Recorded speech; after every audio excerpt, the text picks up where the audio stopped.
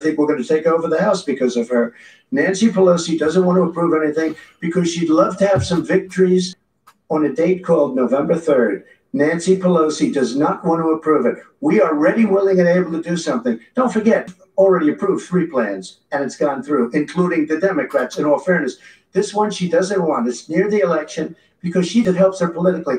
I think it hurts her politically. All right, Mr. Vice President. Oh, yeah. I don't. The YouTube is kind of messed up right now. Live streaming, the latency is really bad right now, and my chat had stopped working before the stream dropped down. So we're back. We're back. And by the way, if somehow anybody who was in the booty house got out of it, keep in mind, just because we don't notice you doesn't mean that you're going to talk some shit again, because you'll go right back in. I don't care. It's not new. You go right back in. This HEROES Act has been sitting there. Just to let you know. And look at what's happening.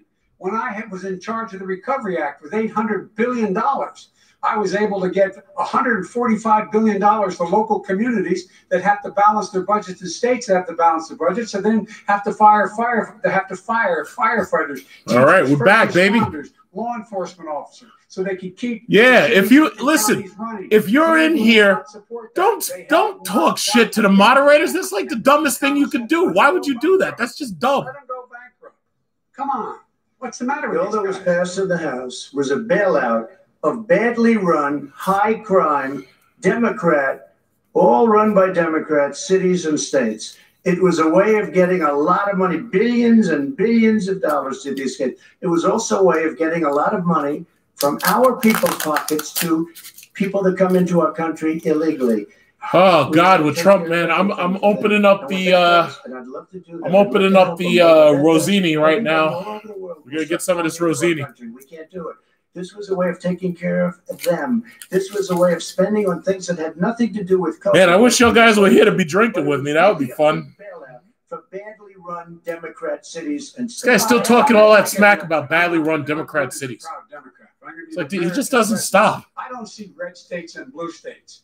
What I see is American, United States. And folks, every single state out there finds themselves in trouble. They're going to start laying off, whether they're red or blue, cops, firefighters, first responders, because teachers, because they have to. Okay, let's get some of this. Trump got us drinking tonight. To spend to compensate for the United States of America. Bottoms up, people. Bottoms up. Mr. Vice President, we are talking a lot about struggling small businesses and business owners these days.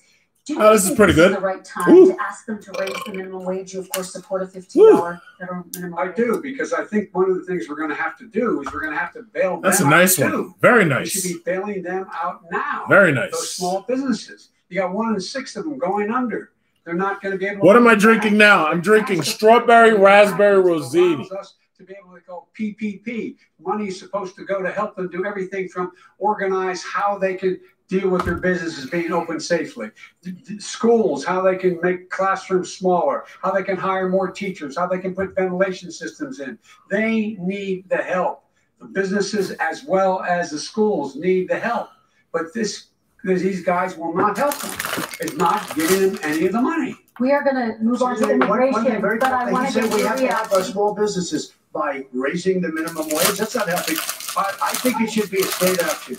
Alabama is different than New York. New York is different from Vermont. Every state is different. It should be a state option. You said very recently. We have to help. It's very important. We have to help our small businesses.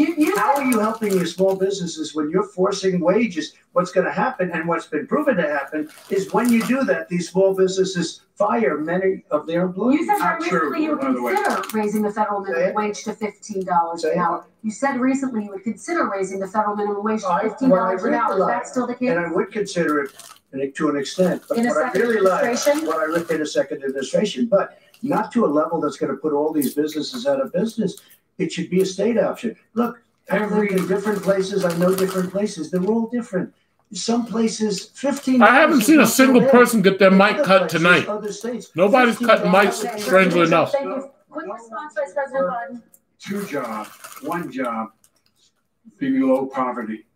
People are making $6, $7, $8 an hour. These first responders, we're all clapping. I got some Trader Joe's popcorn because they've allowed us to make it.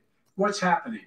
They deserve a minimum wage of $15. Anything below that puts you below the poverty level. And there is no evidence that when you raise the minimum wage, it's never a good idea to drink on an empty stomach. That's simply not true. We're going to talk about immigration. We're going to talk about immigration now, gentlemen, and we're going to talk about families within this context. Mr. President, your administration separated children from their parents at the border. Uh-oh.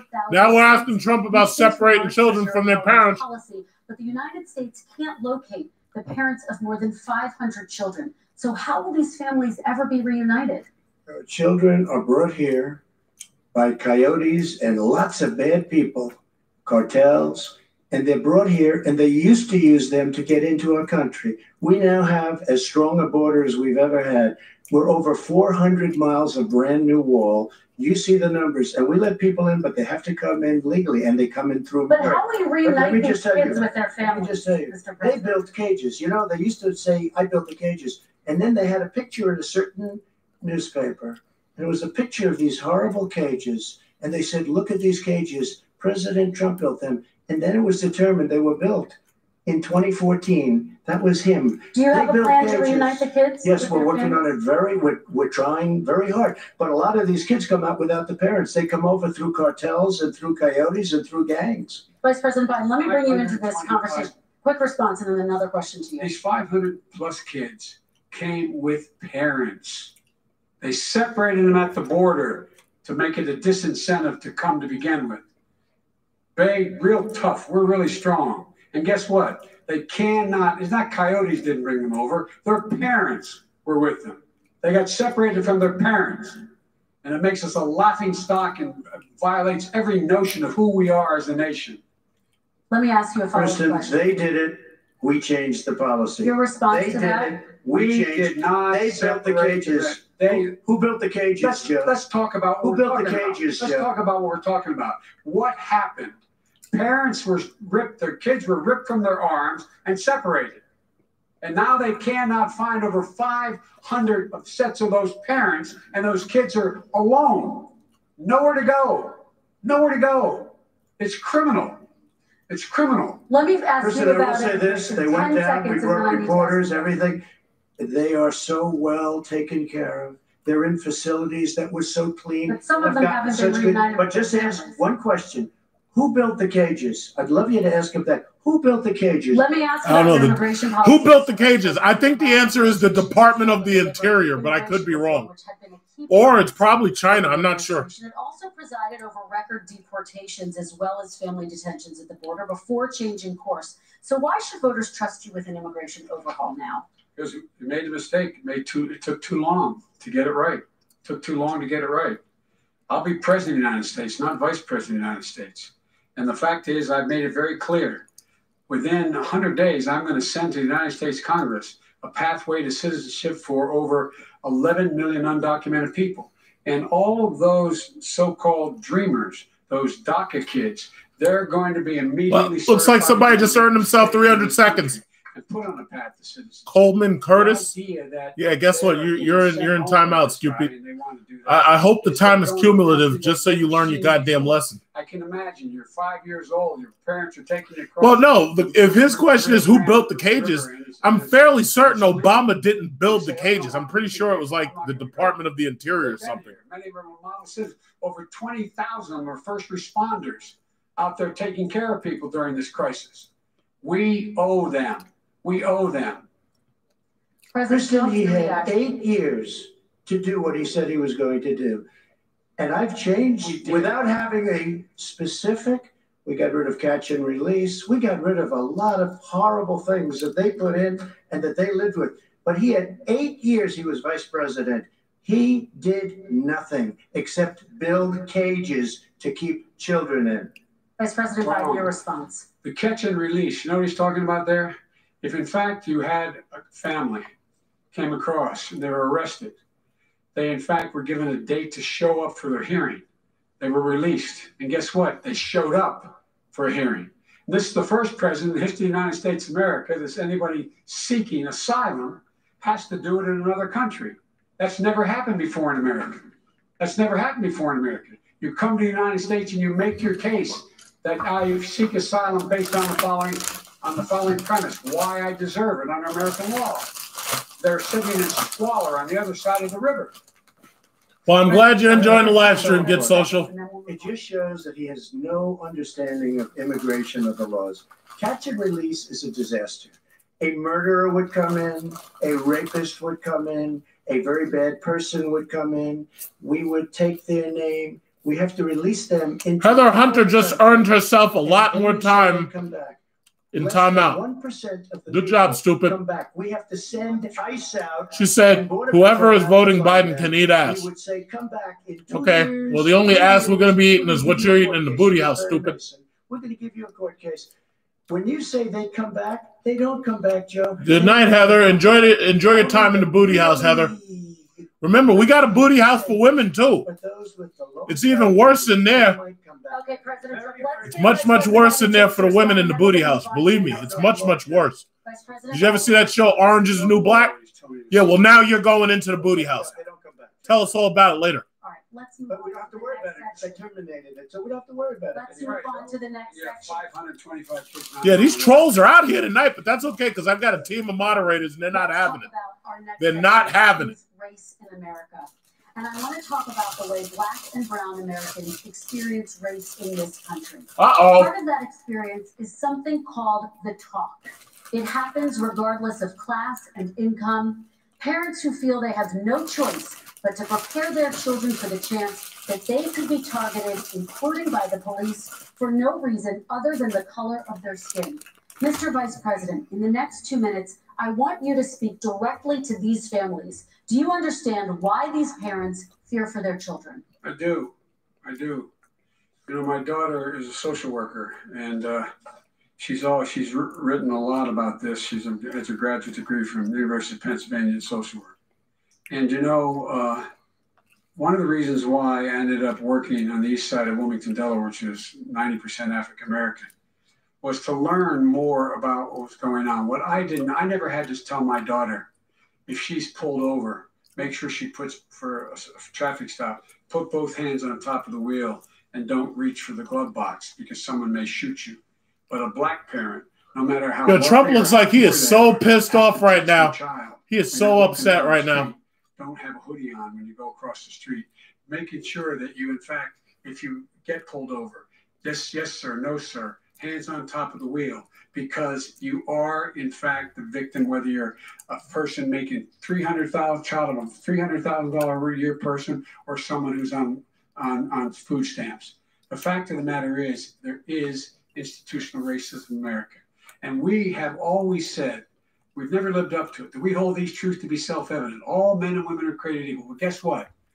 We have never, ever lived up to it, but we've always constantly been moving the needle further and further to inclusion, not exclusion. This is the first president to come along and says, that's the end of that.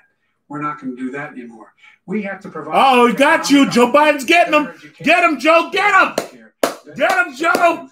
Get his ass. That racist bastard. Get him, Joe. Get him. All the things we can do, and I've laid out a clear plan. Get him, Joe. To do those things. Get him, Joe. Get him.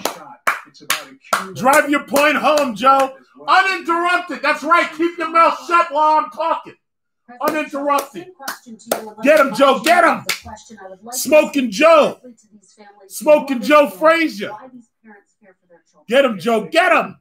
And again, he's been in government 47 years. He never did a thing except in 1994 when he did such harm to the black community.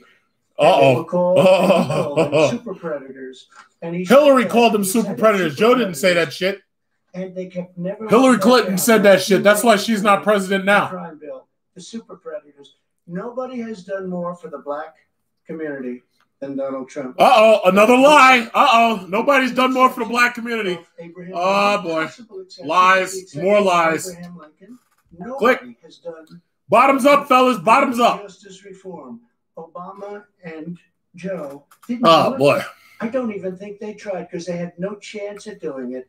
They might have wanted to do it, but if you had to see the arms I had to twist to get that done, it was not a pretty picture. And everybody knows it, including some very liberal people that cried in my office. They cried in the Oval Office. 2 weeks later, they're out saying, gee, we have to defeat him. criminal justice reform, prison reform, opportunity zones with Tim Scott, a great senator from South Carolina.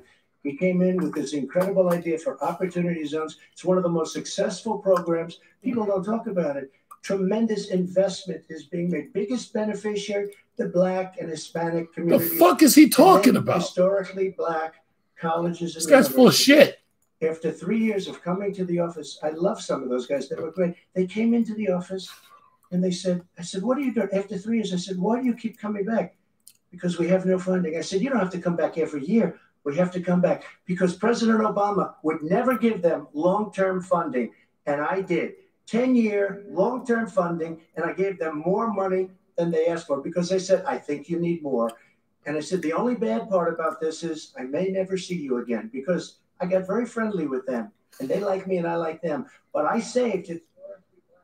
Colleges and universities. Okay, and we're going to talk about both of your records, but your response to that, Vice Chair. My response to that is I never, ever said what he accused me of saying.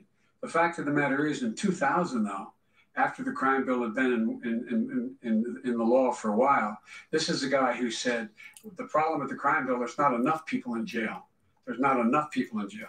And go on my website, get the quote, the date when he said it. Not enough people. He talked about marauding gangs, young gangs, and the people who are going to maraud. I'm not using OBS right now. I had to restart my computer because the YouTube live stream was low. So right now, I'm not on Discord right now. None of them were guilty of the crimes they were suggested. Look, and talk about granted, he did in fact let 20 people, he commuted 20 people sentences. We commuted over 1,000 people sentences.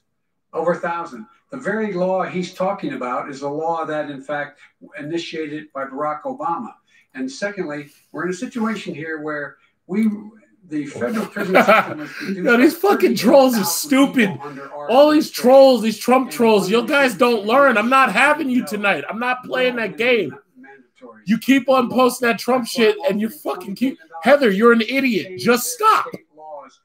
The more you keep posting it, the longer you're going to be in that booty house. You just don't get it, do you?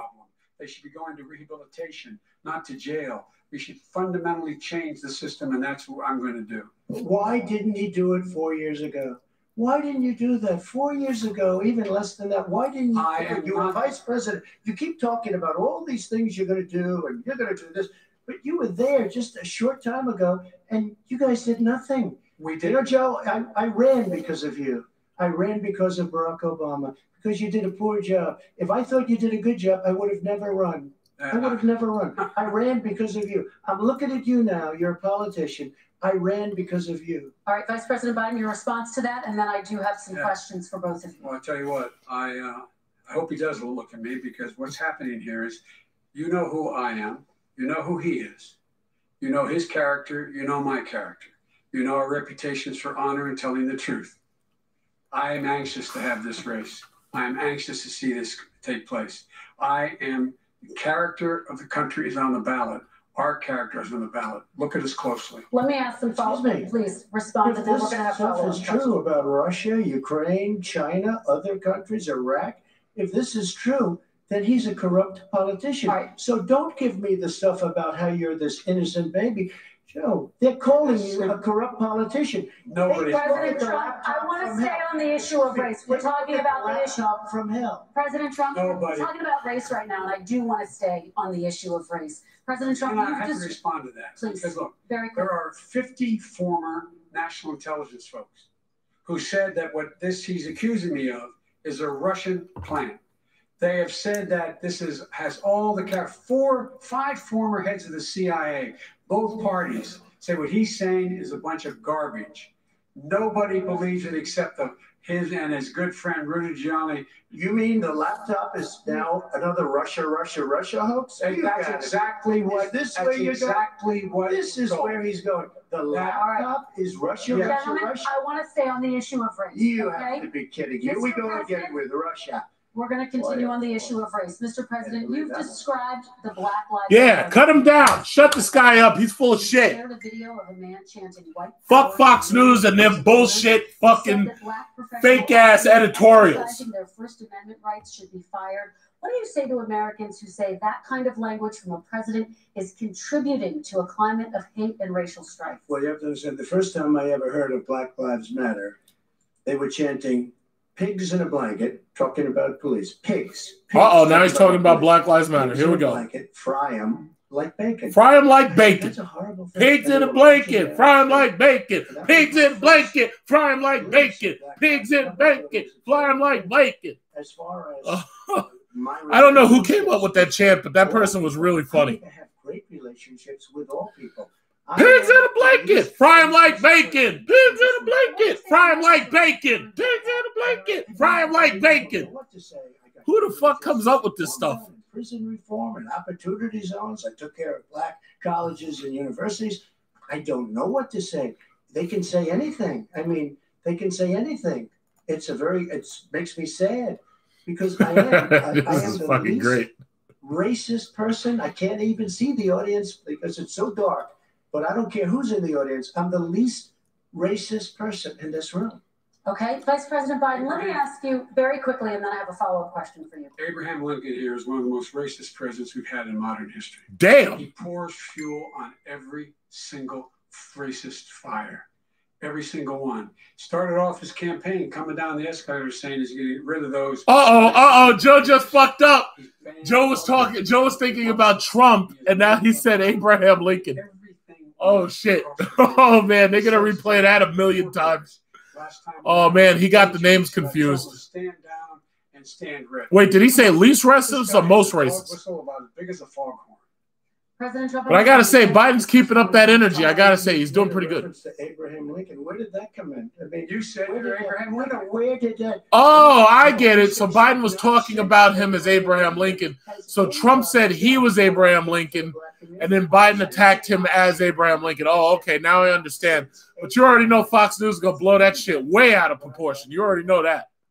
Now, you have done nothing other than the crime bill, which put tens of He's like, oh, God. black men mostly in jail. All right, let me ask Vice President Biden. If you look at what's happening with the voting right now, let me ask Vice President Biden. They treated them very, very badly. Just take a look at what's happening out there. Vice President This nigga's smiling.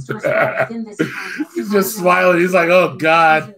Oh, my God. Of tens of thousands of young black men who had small amounts of drugs in their possession. They are sons, they are brothers, their fathers, their uncles, whose families are still to this day, some of them suffering the consequences. So speak to those families. Why should they vote for you? One of the things is that in the 80s, we passed 100%, all 100 senators voted for it, a bill on drugs and how to deal with drugs. It was a mistake. I've been trying to change it since then, particularly the portion on cocaine.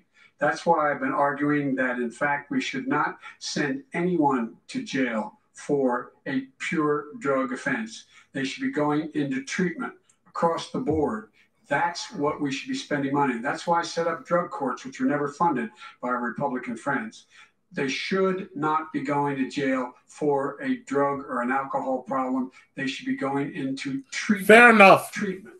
That's what we've been trying to do. That's what I'm going to get done, because I think maybe the American people have now seen that, in fact, it was a mistake to pass those laws related to drug. But they were not in the crime bill. But why didn't he get it done? See, it's all talk, no action with these politicians. Why didn't he get it done?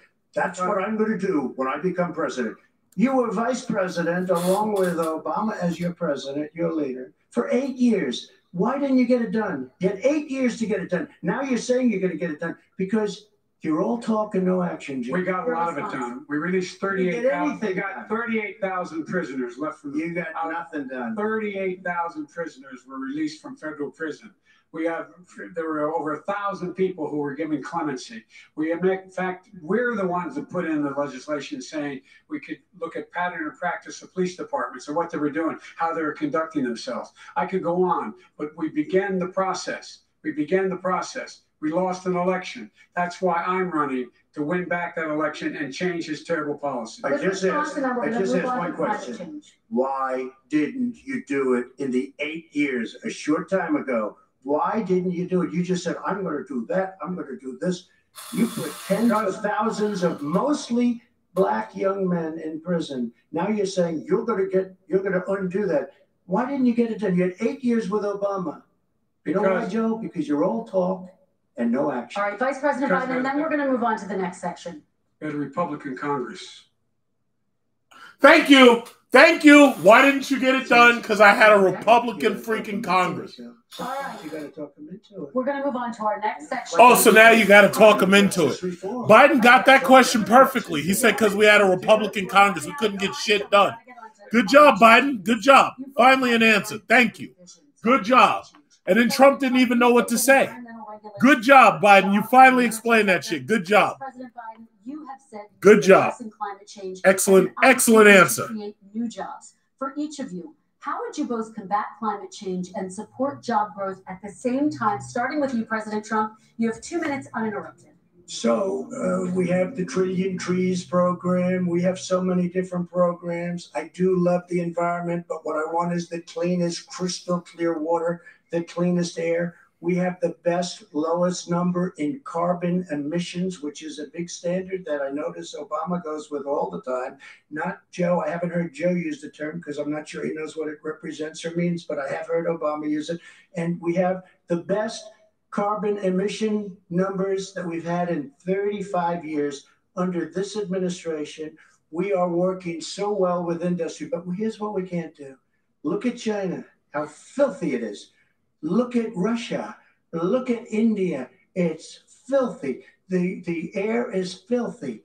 The Paris Accord, I took us out because we were going to have to spend trillions of dollars, and we were treated very unfairly. When they put us in there, they did us a great disservice. They were going to take away our businesses. I will not sacrifice tens of millions of jobs, thousands and thousands of companies because of the Paris Accord. It was so unfair. China doesn't kick in until 2030. Russia goes back to a low standard, and we kicked in right away. It would have destroyed our businesses. So, you ready? We have done an incredible job environmentally.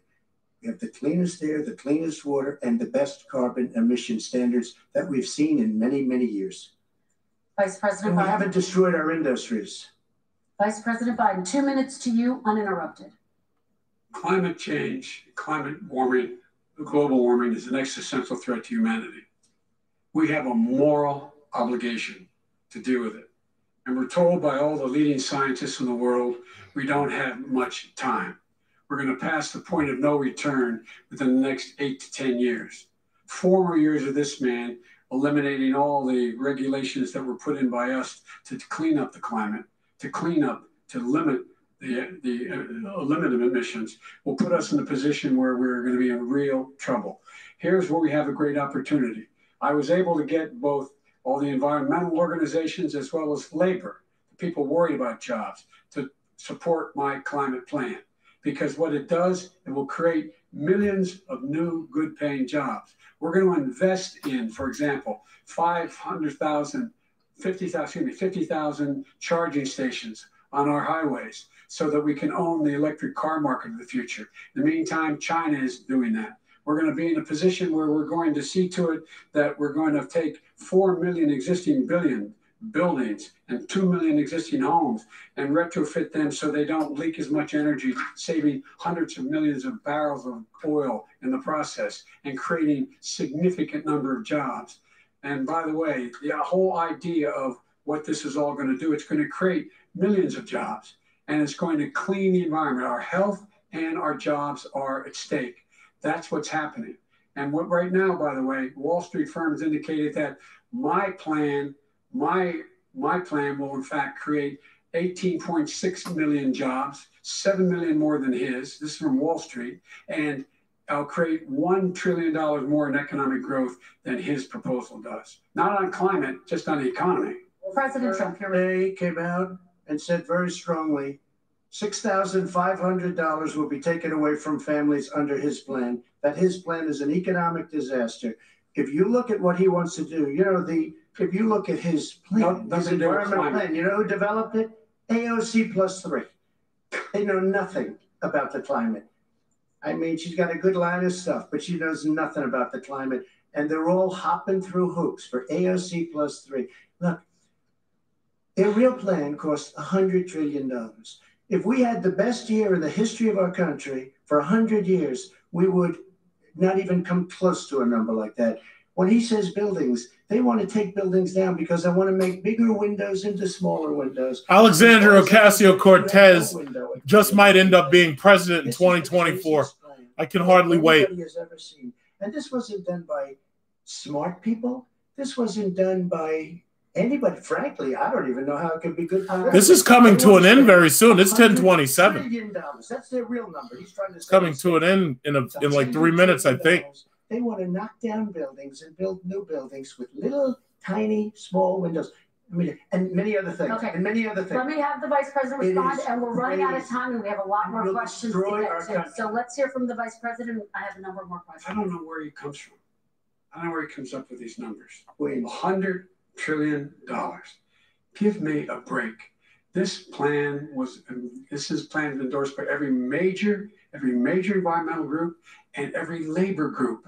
Labor, because they know the future lies. The future lies in us being able to breathe, and they know there are good jobs in getting us there. And by the way, the fastest growing industry in America is solar energy and wind. He thinks wind causes cancer, windmills. It's the fastest growing jobs, and they pay good prevailing wages, $45, $50 an hour. We can grow and we can be cleaner if we go the route I'm proposing. President Trump, please respond, and then I have some follow-up. We are energy independent for the first time. We don't need all of these countries that we had to fight war over because we needed their energy. We are energy independent. I know more about wind than you do. It's extremely expensive, kills all the birds. It's very intermittent. Got a lot of problems, and they happen to make the windmills in both Germany and China. And the fumes coming up, if you're a believer in carbon emission, the fumes coming up to make these massive windmills is more than anything that we're talking about. Oh my God, this guy. One other thing. Find me a Solar. scientist that said that. I love solar, but solar doesn't quite have it yet. It's not powerful yet to really run our big, beautiful factories that we need to compete with the world. So it's all a pipe dream. But you know what we'll do? We're going to have the greatest economy in the world. But if you want to kill the economy, get rid of your oil industry. You want, and what about fracking? All right, let me allow Vice President Biden to respond. I never said I oppose fracking. You said it on tape. I did show the tape. Put it on your website. I'll put it on. Put it on the website. The fact of the matter is he's flat lying. Would you rule out banning fracking? I do rule out banning fracking because the answer, we need other industries to transition to get to ultimately a complete zero emissions by 2020. All right, Bill Lawson, guess what? You're in timeout, stupid. I don't know if you got here late or whatever, but guess what? We're not having any of that vote Trump bullshit, not tonight. If you want to put your head up Trump's ass and you want to play him up, do that shit on Facebook and Instagram. You're out. Sorry. I call that shit spam. I'm not handling any Trump spam tonight. I don't care how much he pays you. I don't care how far his ass your head is. Do that shit elsewhere. Oh my God, get social. When I think about how many people El Seth has blocked, I swear to God, it's like having a pit bull on a fucking chain. And as soon as I let him off the chain, he started blocking everybody. Oil refineries and chemical plants. In Texas, there are families who worry the plants near them are making them sick. This guy has like no restraint whatsoever. Why should these families give you? I was scared of this. The families that we're talking about are employed heavily, and they're making a lot of money, more money than they've ever made. If you look at the kind of numbers that we produce for Hispanic, for Black, for Asian, it's 9 times greater the percentage gain than it was under in 3 years than it was under 8 years of the 2 of them, to put it nicely. 9 times more. Now, somebody lives, I have not heard the numbers or the statistics that you're saying, but they're making a tremendous amount of money economically. We saved it. And I saved it again a number of months ago when oil was crashing because of the pandemic. Okay. We saved it. We got, say what you want about relationship, we got Saudi Arabia, Mexico, and Russia to cut back, way back. We saved our oil industry, and now it's very vibrant again. All right. And everybody has very inexpensive gasoline. Vice President Biden, your response, and then we're going to have a final question for both of you. My response is that those people live on what they call fence lines. He doesn't understand this. They live near chemical plants that, in fact, pollute. Chemical plants and oil plants and refineries that pollute. I used to live near that when I was growing up in Claymont, Delaware. And all the more oil refineries in Marcus Hook and the Delaware River than there is any place, including in Houston at the time. When my mom get in the car when there was first frost to drive me to school, turning the windshield over, there'd be oil stuck in the window. That's why so many people in my state were dying and getting cancer. The fact is, those frontline communities, it doesn't matter what you're paying them. It matters how you keep them safe. What do? And you impose restrictions on the pollutions the pollutants coming out of those fence line communities. Okay, I have one final question. Would you close down the oil industry? It falls. Or would you close down the oil industry? By the way, I would transition from the oil industry, yes. Oh, I would that's transition. a big statement. It is a big statement because I would stop. Why would you do that? Because the oil industry pollutes significantly. I see. Here's the deal. But That's you a can't big do that. statement. Well, if you let me finish the statement, because it has to be replaced by renewable energy over time. And I'd stop giving to the oil industry, I'd stop giving them federal subsidies. You won't give federal subsidies to the gas, to solar and wind. Yeah. Why are we giving it to oil industry? We actually do to solar and wind. That's maybe the biggest statement in terms of business. That's the biggest statement. Okay. Because basically what he's saying is he is going to destroy. One final question. We're down to the end. Okay. Let me tell you something. This debate sucked compared to the first one. I like the first one when they were ready to be at each other's throats a little bit more. I tell you, honestly, with these debates, all it is talking points. That's all it really is. It's not even a real debate. You know, it's kind of lame. All right. One is he going to get China to do it? No, we're finished with this. Is he going to get China to do it? Our final question. No, I'm going to rejoin Paris Accord and make China abide by what they agreed to. All right. This is about leadership, gentlemen. And this first question does go to you, President Trump. Imagine this is your inauguration day. What will you say in your address to Americans who did not vote for you? You'll each have 1 minute, starting with you. We have to make a country totally successful as it was prior to the plague coming in from China. Now we're rebuilding it and we're doing record numbers, 11.4 million jobs in a short period of time, etc. But I will tell you, go back. Before the plague came in, just before, I was getting calls from people that were not normally people that would call me. They wanted to get together. We had the best black. Well, guess what, Big Gully? It looks like you're in timeout for calling Seth names. I told you, man, it's like I had a pit bull and I let him off the wire, man. I don't know why you're messing with this guy. Hey, Trump trolls. If you support Trump, that's fine. But you're not doing that shit here. If you want to fuck with my moderators, you're going to find out that the booty house is a very, very cold place. It doesn't make sense to screw with the moderators because in this channel, understand something. In this channel, I am God. And the moderators are my archangels. And when I send them to kill you, if I don't choose to do it myself, that's what they do. Why are you screwing with the moderators? Why are you pissing them off? It's like, even if you're a Trump supporter, just don't do it here and you'll be fine. Why are you calling my archangels names? You're just dumb. I know you've got your head up Trump's ass and you're licking his butt and tickling his balls, but we're not having that shit tonight. We're just not having it. I'm not having it in this room, and I'm not having it on the channel, and I'm not having it up until this election, and I'm damn sure not having it tonight. So I don't know how you feel about that, but there's always a window you could throw yourself out of if you have that much of a problem with it. I don't understand why you keep messing with the moderators. You guys are morons. Go to Fox News's channel and keep shouting Trump 2020 and all that bullshit there. You're not doing it here. So Big Gully, enjoy your time and time out. This is personal now between you and Seth. Now it's personal. You see? All you had to do is keep your fucking mouth shut, but you couldn't deal with that. Dumb. Robust hour and a half. Thank God that bullshit is over. It's so boring.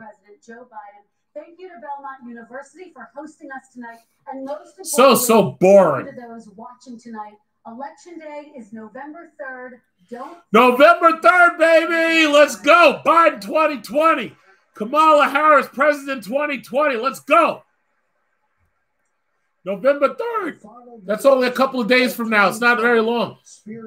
Let's do it. A different tone and tenor A than damn sure different tone. Oh, look, it's Melania. She's still alive. That woman right there, Melania Trump, she was passed around like a bucket of chicken when she was in Slovenia. They passed her ass around like a bucket of chicken. I've got nude photos of her on. First of all, I'm not supposed to have nude photos of the First Lady Scooch. I'm not supposed to have it. This is the most trashy First Lady in the history of First Ladies. All you got to do is type Melania Trump, and her photos come all up nude all over the internet. She's, oh my God, she was passed around like a bucket of chicken when she was in Slovenia. We're not supposed to see this. Imagine if you have kids and your kids have to do a report on the First Lady, and one of your kids starts Googling the First Lady, and all of a sudden all they see is nude Scooch photos. This is what I'm talking about. This is a travesty. It's an embarrassment to the United States of America. An embarrassment. Yes, I should run for president, but guess what? All of these live feeds are going to come up to haunt me, and Fox News is going to say that I was like a horrible YouTuber and all that. So if I run for president, I've got a lot of skeletons in my closet. They're going to pull up all my speeding tickets, and they're going to pull up all of my parking tickets, and they're going to pull up video camera evidence of me speeding and everything, and I'm going to have to stand there and just own it because I can't deny it. There's no way you can lie about that. They're going to be like, excuse me, President-elect Trump, big truck 2020, 2028. They're going to say, was this you speeding in a school zone and you were doing 100 miles per hour in a school zone? And then I'm just going to have to lie about it. I'm going to be like, no, that wasn't me. I don't know who that was. And then the problem is, well, we have a close-up photo of you in the car driving it at 100 miles an hour through a school zone. And I'll be like, I guess you got me. It's like, nah, man, I can't run for public office because if I do, it's like I'm going to have a rap sheet a mile long. I'm going to have a rap sheet so long until they're going to be like, yeah, this guy is a monster. It's like we can't allow him in. Nah, they don't let you say that wasn't me. They got me. If they get you, they get you. You suck as a moderator, Wallace. You suck. Okay, you know what I'm going to do? Let's see. We still have a little bit of time. I'm going to open up my Discord server, and we can have a couple of early reactions. All of you trolls who got your stupid asses banned and blocked, if you want to jump on the Discord, go ahead. But keep in mind, we have power there too. I swear to God, being the top moderator or the administrator is like being God. So don't say anything stupid, and you won't get your ass banned because we're not playing games tonight. We're just not. No games. So let's see. Voice channel open. Let's see. Open up the voice channel. Create general. Okay. All right. So here is the. Yeah, I'd love to hear from some of those losers who got their ass blocked for the entire thing. That's going to be fun. Okay. So there's the Discord right there. How's it going, John? Okay. So what did you think about the debate? What did you think about it? What did you think about the debate? The best part was you. Yo. Alrighty. All right. So, what'd you? A drug. Yeah. What'd you think about the debate? The best part of the debate was you moderating, John. That was it. Oh no! Well, you guys were doing the moderating mostly because after a while I got a little tired and dizzy, so I just stopped. Where's Elseth? Well, where's Elseth? Elseth was putting in that work. Excuse me, I have to add something to that. You did, Elseth. You're betting everyone. Somehow I have to put that bitch on timeout for like 30 seconds. Hey, fuck Trump. Should have tried a million seconds. I felt like I brought Elseth into the mob. I was like, all right, you're in the mob. Elseth was like, I'm gonna kill all these motherfuckers. Kill everyone. Calm down. Calm No, down. you know what? Let me tell you something. I'm pretty sure LSF is wondering why I waited to make him a moderator. And the reason why is because before I even made him a moderator, I knew he was going to wield that power like a child wields his father's gun. And I just knew, I knew it. Like, I knew all of a sudden, like, I'm looking at the chat and everybody's getting put in timeout. And I was like, oh, shit, what the fuck is going on? I know. And I wanted him to be a moderator. And he's like, you think Khan's going to let me be a moderator? And I'm like, yeah, he'll let you be a moderator. I mean, you love this channel and you always put a lot of, you know, say a lot of support and everything. But then I was wanting to say something, but I knew he was going to be a pet bull. I knew he. That's exactly. I knew. Listen, I know personalities pretty well. I knew as soon as I gave him that ability, I automatically knew he was going to start attacking people. Like I just knew it. People that attack me and attack you and all the rest of the moderators. Yeah, I know, but I knew you were going to take it to the next level. That was the thing. I just knew it. People were trolling me right away when I got the moderator status. I'm like, no. Hey, look, this guy named Harrison just typed, "Elsef can suck a big fat Trump cock." Do you see that? Yeah. Do you see that? Harrison said that. Oh, you got to delete that. Yeah, Harrison. All right, yo, listen, Harrison, are you in this chat right now? Let's hear your voice, loser. Speak up. Instead of being a keyboard gangster and typing stuff, how about you speak up? You're not banned yet, so let's see. I want to hear your voice since you want to talk smack. Yeah. Fuck.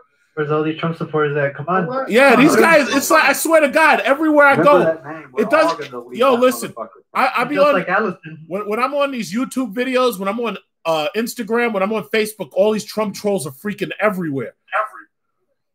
Bro, especially we got black people supporting Trump too. Yeah, well, listen, I'm not even just talking about the white ones. I'm talking about all of them in general. These guys are everywhere and they're annoying. Yeah. After a while. I'm going to figure out something on Discord because, first of all, somebody said some real inappropriate ass shit. I'm like, nope, I'm not tolerating it. I have to fucking delete like 23 comments within like one day. That's horrible. Yo, some of these guys.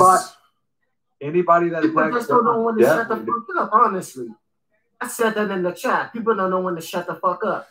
I'm not tolerating. Yeah, my thing is, what's the point of saying something stupid if you're just going to get your comment hidden and you're going to get put in timeout? Like, why bother? Thank you. All I have to do is put them on timeout or delete the comment. They don't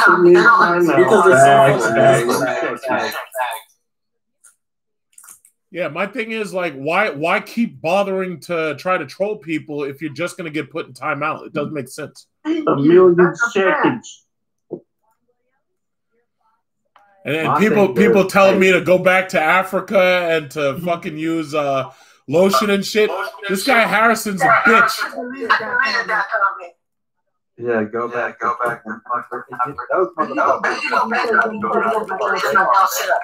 We're fucking Americans. We ain't fucking Africa. USA. These motherfuckers. Yeah, fuck them all. Yeah, I mean, why you troll? You can't troll me. It's like it doesn't work. Just stop. And then I told Harrison to come into voice chat, and he says, "Oh, please." So he's sitting back there typing bullshit, but he refuses to come into the voice chat. All Trump supporters, all they do is talk shit. Yeah, that's all they do. They're nothing but keyboard. These guys are nothing. All they do is keyboard gangster. That's why I just said I'm not having it. Not today. Because they don't want this work. Yeah, John, you know what I said to these people? What'd you say? I'm gonna give John his power, his channel. He runs his fucking channel. How the fuck he runs it? If he doesn't want to fucking see Trump 2020, he doesn't want to fucking see it. I told him that from the very beginning, but a lot of people. Listen, so I have to block their fucking comments. Yeah, a lot of people just don't get it. I don't understand it. A lot of people just don't get it. I said I wasn't tolerating that. I'm like, no. I got people. I have people who do that shit on my Facebook too. Like when I post something, it's like they come right behind me with that Trump 2020 shit. Bro, literally, wait, I got a question though. When you said about the red states turning into blue, do you think Pennsylvania is going to be one of those states? Because I live in Pennsylvania and I don't believe it. I'm sorry. Listen, I'm not downing you. I'm not saying you're wrong. You know what it is? Listen, it's pure numbers. It's pure numbers. Over time, more and more people are being pushed out of New York, New Jersey, and Connecticut, and they're coming your way. It may take some time, but I heard that there's a lot of Biden support right now in Pennsylvania, partially because that's his state. Well, yeah, we do have the city I grew up in. We do have a lot of people coming from New York. Like I know Biden is from Scranton, Pennsylvania, and as far as I know, I don't know what's in the average Pennsylvanian's mind, but as far as I know, the Biden administration, when he was under Obama, was good to Pennsylvania. So I really don't know what's going to happen. Yeah, that's what I'm saying. I was like, how in the world it came from Obama administration? I just don't know how it even went to a red state. Well, it went to a red state because you're dealing with a lot of older white male voters who refuse to vote for Hillary. That is true. That is true. You know, so ultimately it was a toss-up.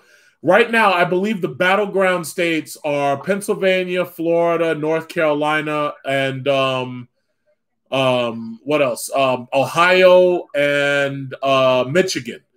Other than that, everything's either basically blue or red from that point on. But most of these states are not red. Most of these states are blue, especially on the coast. And I'll tell you, there's a damn good chance, depending upon how bad they hurt, and there's a damn good chance Texas could flip.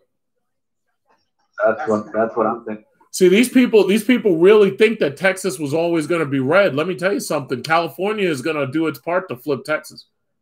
Yeah, they're talking about freaking don't California my Texas.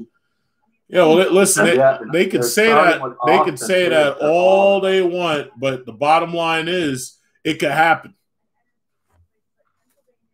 And Texas is already hurting from oil and everything else, and a lot of my customers, they don't like Trump. And I'm from Houston, Texas.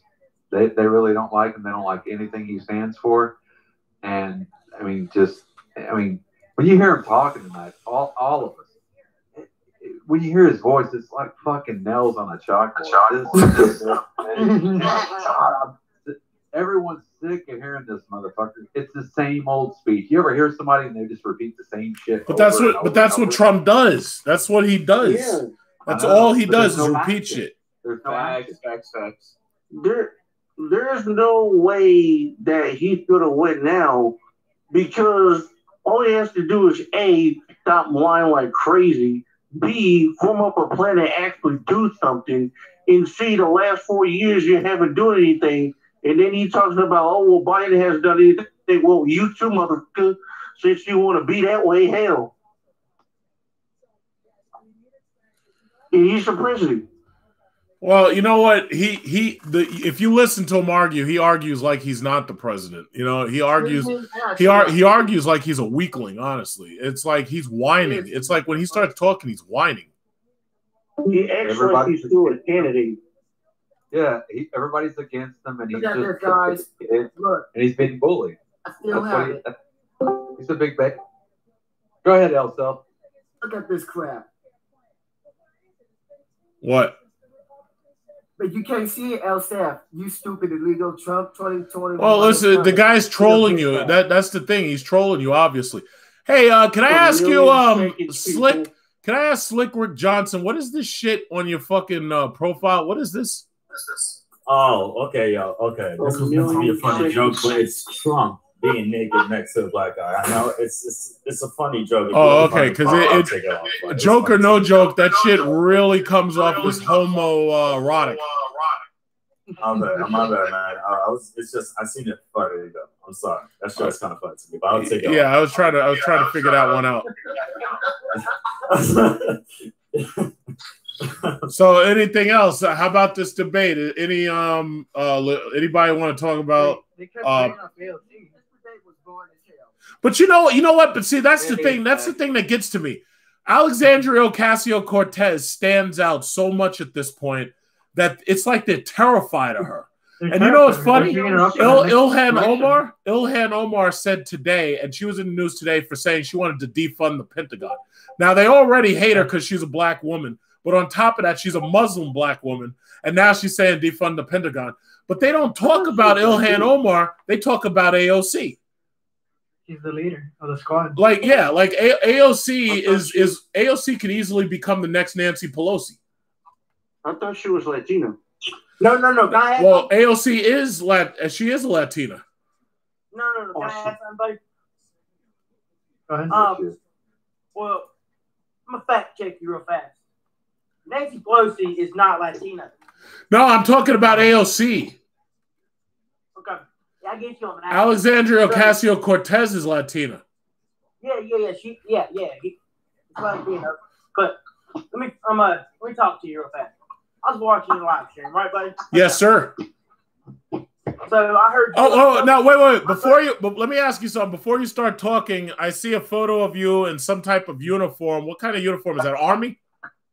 No, sir. It's actually I'm not. That's not me. It's for a role play community I'm in for GTA. It's something completely different. I'll see the picture. Like I'm actually I'm 16. Oh, okay, all right. Don't sound 5,008. I'm from Alabama. I'm a strong Trump supporter, pro gun, pro life. Oh boy, this should be fun. God. Okay, yeah, go ahead. Go ahead. Okay, so you were talking about how I didn't really get to see the gist of it. My buddy sent me a live stream. Was like, he called me and said, "Hey, you need to hop in here and talk." Because I know my shit. I'm a very strong Trump supporter. I know what I'm talking about when it comes to all this. Really? Okay. Yes. So what exactly did you want to say? Okay. So my thing is like y'all always want to blame Trump about when he first came into office. No, let him talk. Let him talk.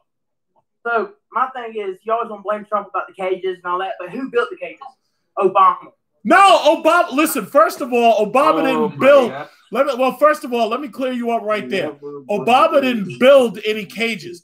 The government itself built cages. Now the question is who? Hold on. The question is who ordered the government to build detainment cages and split these people up? Regardless, hold on. No, but see, here's the problem. By him doing that, he set himself up for this shit right here. Okay, but he did it for a good cause to get more American jobs in America, which he has done. Wait. So hold on. What you're saying is we need to lock Mexican in cages in order to get more jobs? I don't know about that. No, that's not what I'm trying to say, buddy. I'm trying to say is that what he did is not right, but still he did it. Okay? But at the same time, Obama, if we would gave him more time, he probably did the same thing. Obama would never have done. Let me tell you something. Let me tell you something. The Obama administration would never do that simply because the optics for the party would be terrible. He would never do something like that, ever. Okay, well, explain this one to me. Joe Biden has been, how long has he been in office? Okay. All right. Whoa. Before you ask me about how long has he been in office, I want you to tell me, where was he the senator of? Oh, my God. You see, you know what's funny? You don't even know the answer to that. And the last person, you know what? No. Let me tell you something. Now I caught you out in the open. First of all, the last guy who tried that bullshit with me was this guy called Enemy Nation, right? And all I had to ask him one question. You want to say that Biden hasn't done anything, and then the first thing I want to say is, well, where was he the senator of? So now that you've had a chance to Google it, tell me, where was he the senator of? Where was he the senator of? You don't know. Delaware. Okay, good. Now that you had a chance to look it up, because I tell you, I got the last person with that exact same question. Let me tell you this. Hold on. No. Before you apologize, I want you to understand two things. Number one, I understand psychology. Number two, I listen to right-wing talk radio all day. And I listen to left-wing talk radio here and now. The thing about it is, what you're doing is you're repeating talking points. Joe Biden was born in Scranton, Pennsylvania, and he was elected in Delaware. Those two places are very, very... Hold on. Those two places are very close together, Scranton, Pennsylvania, and Delaware, right? So it occurs to me the reason why it was easy for Biden to win in Delaware. If his constituency put him in office as a senator and kept him there for that long, then whatever he was doing was making his constituency happy. It may not have done anything for you in Alabama, but Joe Biden had done the same thing for his constituency that AOC and Ilhan Omar and anybody else that you want to point at is doing for theirs. So the bottom line is, when you repeat a right-wing talking point, number one, you should actually know what you're talking about. And number two, if you're going to repeat a right-wing talking point, understand, as soon as you say it, I know exactly where you're getting it from. And then I know exactly what the counter question to ask is. So I just want to let you know that. Okay, well, let me bring up something else. Okay. When Joe Biden, I was looking at it. Won't he raise the taxes for everybody up to a certain margin where at the end of the year, it would be so high that it would be impossible to pay? Here's a question. You said you're 16 years old. Are you currently working a W-2 job? Yes, sir. I do. I make over $42,000 a year. You make over what? $42,000 a year. Okay, you make over $42,000 a year. How much in taxes do you pay? I pay a weekly. They take about $1,000 on my check for taxes, for county taxes, Alabama taxes, and federal taxes. Okay, now I want to ask you a question. If Trump wins or Biden wins, considering America went $4 trillion into the hole this year alone, do you honestly believe that one way or another taxes aren't going up? Well, I mean, I realize taxes going up, but they were saying, I was watching CNN, and I mean, everybody says CNN. I believe what CNN says because I mean they are a reliable source. They were saying it's going to go up by 20%, where in Trump was in office, it didn't go up to about 10%. So explain that to me. Well, okay, I'll tell you like this. Trump has a tax return, which is putting a tremendous amount of money into rich people's pocket. But ultimately, that tax return is running up our national debt. And when that national debt comes back to bite you, Trump will be long gone out of office. If you've ever used a credit card, it's the exact same thing. You have a way of spending. You can either spend what you have in your pocket and you can spend cash, or you can put it on a credit card. And eventually the credit card bill is going to come due. When that credit card bill comes due, not only do you lose the money that you have in cash, but on top of that, you lose interest and you also lose finance charges and all that stuff. So that's what his tax return is basically doing. What he's doing with his tax cuts is, yes, he is absolutely making the rich richer. He absolutely is. There's no argument about that. The problem is, as the rich are getting richer, the middle class is going to end up on the hook for that bill. Thank you. Now I'll just say this. The difference is, but hold on. Let me just say this. The difference is, when Clinton was in office, Clinton had higher taxes, but Clinton paid as he went. So that's the same as you spending the money as you get it on whatever the needs of the government are. But you also have to remember, America has a spending problem. Every single second we spend $60,000. That's how you get to $1.2 trillion at the end of the year. Every single second we're spending $60,000. And that money that we're spending only gets worse when you stop taxing the rich. It does. But okay, so my thing is my dad, my father is one of the richest guys in Smith Station, Alabama. He makes a good bit of money. I mean, and he don't even get taxed because he owns his own company, so we don't get taxed by the county because we actually pay the county. Now, here's the thing: do you think that's fair that he makes a lot of money but he doesn't get taxed at all? Does that make sense to you? It don't make sense. No. The thing is like my thing is look. Can I talk? Yes, go ahead. Go ahead. Okay, because I don't think that's right. That's why I'm against it.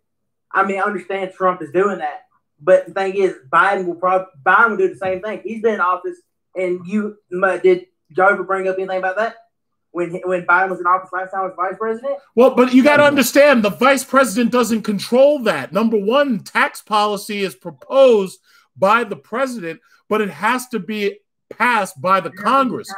The president the vice president absolutely has no control whatsoever over tax policy. The only reason you have a vice president is for two reasons. Number one is to break up ties in the House of Representatives. And number two, if the president dies or becomes incapacitated, is to replace the president. Like Trump keeps on asking Biden, why didn't he do something? He couldn't do anything about it at all. And furthermore, when he was senator, senators can propose legislation, but they still need to get a vote done. And when Biden said specifically during this mic, he basically said, yeah, I had a Republican Congress. If you remember, Obama and Biden got in 2008. They lost control of the Congress in 2010, I believe it was. And 2011. They didn't. Okay, well, whenever the Congress was voted in, they lost, because I'll think about it later. But they didn't regain that majority, and the Republican Congress was blocking shit. And even when they tried to do Obamacare, there were people who were blue dog Democrats who wouldn't go along with it either. So you can't, as a senator, you can't just do shit without other people voting for you. That's a fact. Because Obamacare was going to hurt people in the long run. I agree. I mean, let me tell you, I agree. Donald Trump I agree. took Obamacare out of here and brought back Medicare. I agree with you on that. Help people over that. No, well, listen. Do you agree with me? I agree with you on that. Everybody on this channel knows that I never agreed with Obamacare, specifically because it was a tax. Mm-hmm. The government has no right whatsoever to force us to buy health care unless they treated it as a tax. And that's the reason why Social Security is a tax. But John Roberts passed it as a tax. Now, I think Obamacare was bad law. I honestly believe it was bad law. But the Supreme Court passed it under John Roberts as a tax. So whether I agree with it or not, they passed it even though I wouldn't have. Okay, are you black or white? Can you see this fucking video camera?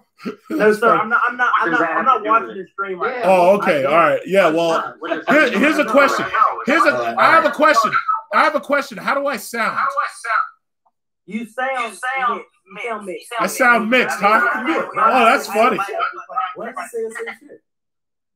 You think I sound mixed? Why does the skin color matter? First of all, I do think. No, but listen. If I gave you a choice, if I gave you a choice between black or white, how do you think I sound? Fuck this guy. Black. You think I sound black? Well, you got it. I am black. Yes. Okay. Well, this guy, I have one question. Okay. What is your? I have nothing against Black Lives Matter or anything like that. What is your opinion about Black Lives Matter going and terrorizing the streets, destroying things, destroying government property, threatening to kill pigs? I'm like, cops. Pigs. Threatening to kill people. What do you think about that? I knew it had to do with the skin color. Okay. Yeah. Well, listen. Well, basically, let me answer that question like this. Because I'm racist, bro. I have plenty of black friends. I just want to know what your viewpoint on it is. Okay. My point is, I think that's wrong. I think they should be charged. But I'm fully with Black Lives Matter. I think every life matters. I'm pro-life. If you're fucking Mexican, black, white, orange, I don't give a shit. Your life matters. Okay, God brought you in this world for a reason. I do not give a shit if you're fucking black. I don't give a shit if you want to kill somebody. Your fucking life matters. Who gives a shit? Okay. Well, all right. Well, to answer your question, first of all, I believe in law and order. I also believe in equal application of justice. What I do not see or I do not believe is that justice is being applied equally. Martin Luther King said it very specifically. He said, violence is the language of the ignored. What he said is, if you ignore people long enough and you continue to abuse them, eventually they're going to get violent. Malcolm X said, you're either going to choose between the ballot or the bullet. Now, I will say this. I do not agree with property destruction. If it was up to me, I'll say it like this. If it was up to me, the property destruction would have never happened. But it wasn't up to me. What you had was a flash mob. Whether you want to blame Black Lives Matter or Antifa for those flash mobs, those people went out. Some of them didn't even care about the George Floyd or didn't care about Breonna Taylor.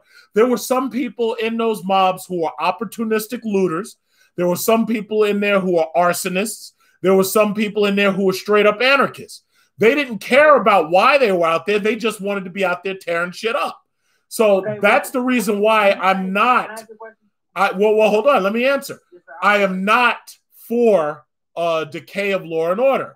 But the problem that we have is the law and the order are being so unequally and biased in application that these people feel that the only option they have at this point is violence. So if the cops think that they can turn the violence up on these people. And when I'm on Blue Lives Matter Facebook and you got everybody talking about, yeah, you should just shoot them, and you say, yeah, you should tase them and shoot them, and you should cuff them and throw them, and you've got Trump talking about, yeah, you should brutalize suspects. They have them on tape saying that. My thing is, yes, if I was unfairly targeted and you come after me, I'm going to fucking kill you. Bottom line. Yeah. And I'm going to use whatever I can. If I have to hit you with a car, if I have to shoot you, if you try to come after me and you're using the law to brutalize me and you're using it to bully me, I will fucking kill you.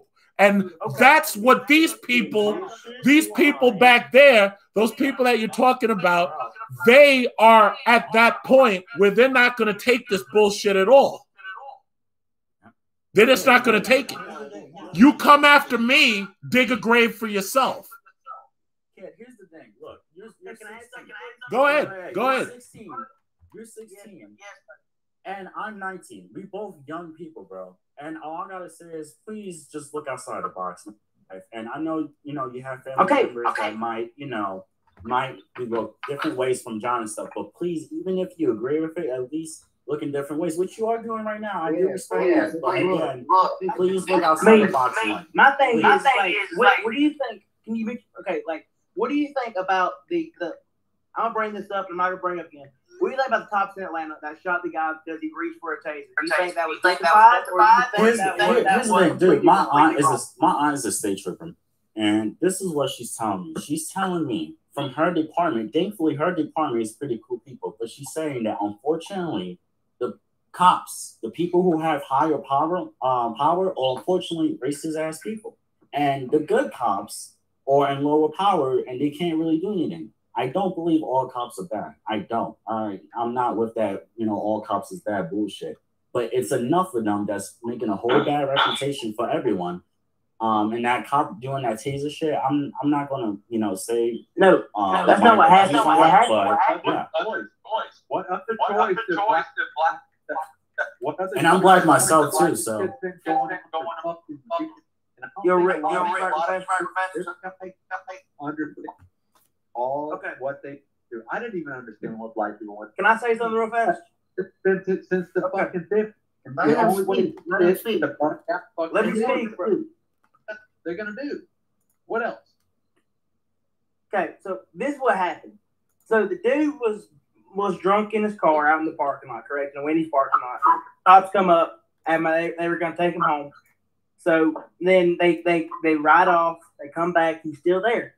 Wendy's called and was like, hey, we want this guy for property. So they come out there and like, hey, man, come on, we're going to place you under arrest, just detain you and take you to your house. And then he started resisting arrest. And then he started swinging at cops. And once they put him on the ground, he reached for the taser, had his hand on the taser. Cop comes back, pulls his gun out, shoots him. Do you think that was justified, or do you think that was completely against all humans? Like, you think that was just completely wrong? Well, listen, I'll answer that real quick. Like, I have family in law enforcement, and they say that if you take a radio, a nightstick, or a taser or gun from an officer, they're allowed to shoot you. Now, the question is, how many times do you feel it's necessary to shoot somebody for having a fucking taser? I mean, are you going to empty your clip on somebody for a taser? But again, I'll say this. I'll say this. He really should not have done that, because if you're going to fight the cops, you're going to lose one way or another. But I think that it was excessive force. I think it was excessive force. Excuse me. Now, granted, listen, there's a difference. There's a difference between the cop being found guilty of wrongdoing and not guilty of wrongdoing. There's a big difference between that and whether or not it's moral or justifiable or all that. But the bottom line is, like, I've heard cops say that the training allows them, you're allowed to shoot people for taking your stuff off your belt and stuff like that. Now, if he really, like, I think we saw it on video, because that's the second time that shit happened, because that happened with that other guy who was at the traffic stop. And then but the thing about it is, I also know how bad these cops are, because there was a guy who was sleeping in his car and he had a gun out, and the cops walked over to his car and they fucking unloaded on him, and they're trying to wake the guy up, and they're going to startle him and unload on the fucking guy. So my thing is, if you're going to do that, then you were planning to murder him the whole time. Okay, what do you think about this? Listen, let me say something. What about the guy that I don't know where he's from? The cops are trying to detain him. They were walking behind him. They pull the taser out. He gets in his car. He reaches in his console, and they unload the clip on him. What do you think about that? I think you might be talking about the time they shot that guy 7 times or whatever. Yeah, in his chest. The one where he was walking to his car, people kept hollering at him to stop, and then the cop grabbed him by his arm and shot him 7 times in the chest. Well, listen. The cops, if he reaches into his console and all this, I don't know why. Because see, you got to understand, the cops, realistically, they're not supposed to shoot you unless you have a gun and you're pointing it at them, or unless you have a knife and you're swinging it at them. They're not supposed to shoot you because you're reaching into a fucking console. And they're really not even supposed to pull the trigger. What's the point? Actually, say not even supposed to pull the trigger until they see the gun. That's what I'm saying. That's what I'm saying. And if the cops weren't pulling triggers till they see a gun, then they shouldn't be shooting people for having cell phones and for having wallets in their hand. That's just like if you're in a high-stakes scenario, like you're in like a chase down, high-speed pursuit, the cops are I'll make shoot you. They're going to get their guns out, draw it until you got the car, slowly come back to them, and then they're going to unload the clip on you. Well, I'll say this. If you're running from the cops with a high-speed pursuit, the car itself is a weapon.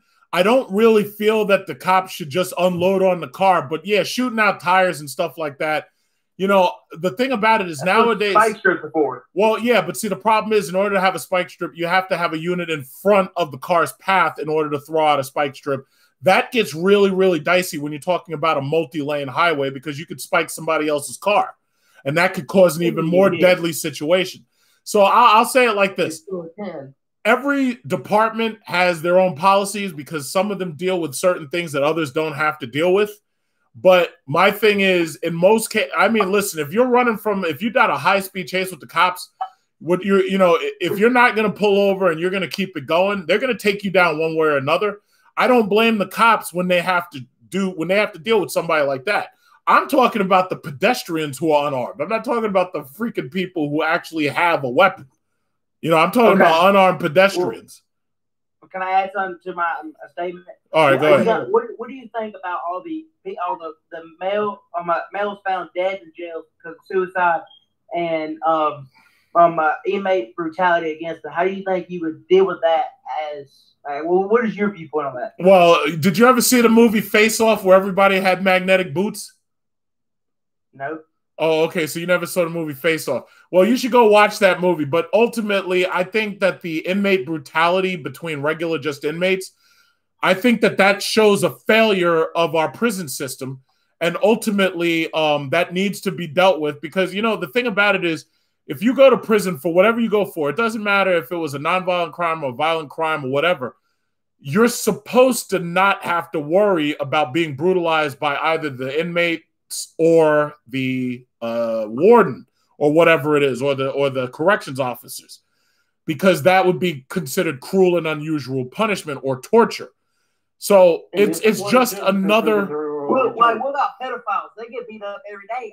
Well, listen. If this country, excuse me, if this country is not willing to execute murderers and rapists, and you got to remember, a pedophile is an accused pedophile, right? Sometimes a lot of those people found that they didn't even do anything. So just calling somebody a pedophile is not a right to beat them up in jail. Hey, John. Yes. I mean, if they're accused and have been sentenced, you know what I'm saying? No, but just because they lose in court doesn't mean that they're guilty. That's the problem. Everybody in jail is supposed to get equal treatment. They're supposed to be safe in jail. They don't. So that's what it does. You know why? You know why you go to jail? The reason why you go to jail is because you're supposed to serve a sentence, and when you're finished with that sentence, you're supposed to come out, and you're supposed to be once you're finished, you're serving your sentence. You're supposed to come back out into society, and you're supposed to not fuck up again. Our prison. My uncle, he just got out of jail. Like he got sentenced to 5 years, right?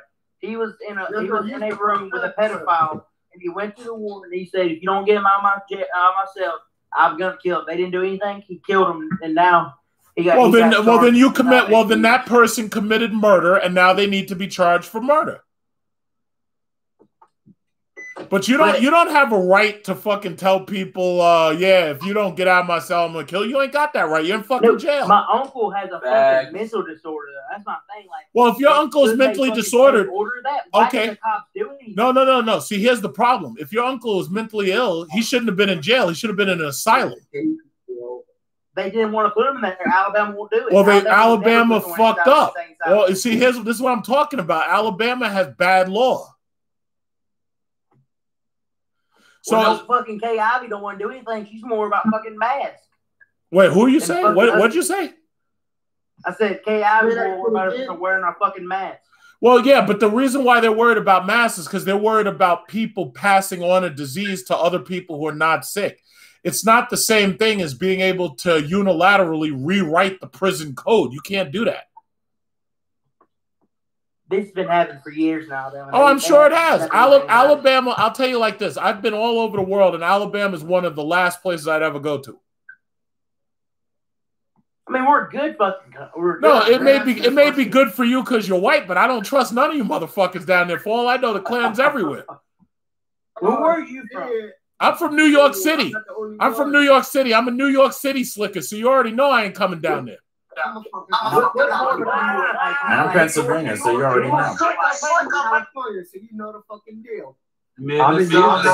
Fucking come here. Don't come in Houston. We don't want you here. Yeah. I was just in Houston last fucking Friday watching the fucking Braves game, buddy. But he had some input. We can fucking head on back to Alabama, buddy. I fucking dig you, stupid fuck. Hey, no. Wait. Why are we having? No. We don't need that shit right now. We don't need that shit. Whoa, why are we having? Wait. Why are we having a Southerner fight here? What is this? Let's keep it PG. Oh, let me add my input. Well, like I said, kid, man, we both young kids, man. So, like I said, please look outside the box, man, because I want something from a different. No, but understand something. Understand something. For somebody who lives in Alabama and most likely is watching Fox News all day, there is no outside of the box. He's in a box. I don't watch Fox News every day. I don't even watch. What do you watch and what do you listen to? No cursing. Keep it PG. Okay, you want to know what I listen to? Yes. Okay. Patriot XM. No. Alex Jones. Of course. You see, there we go. Oh, no. Oh shit. There we go. Yeah, go ahead. I listen to what the fuck I don't even listen to radio.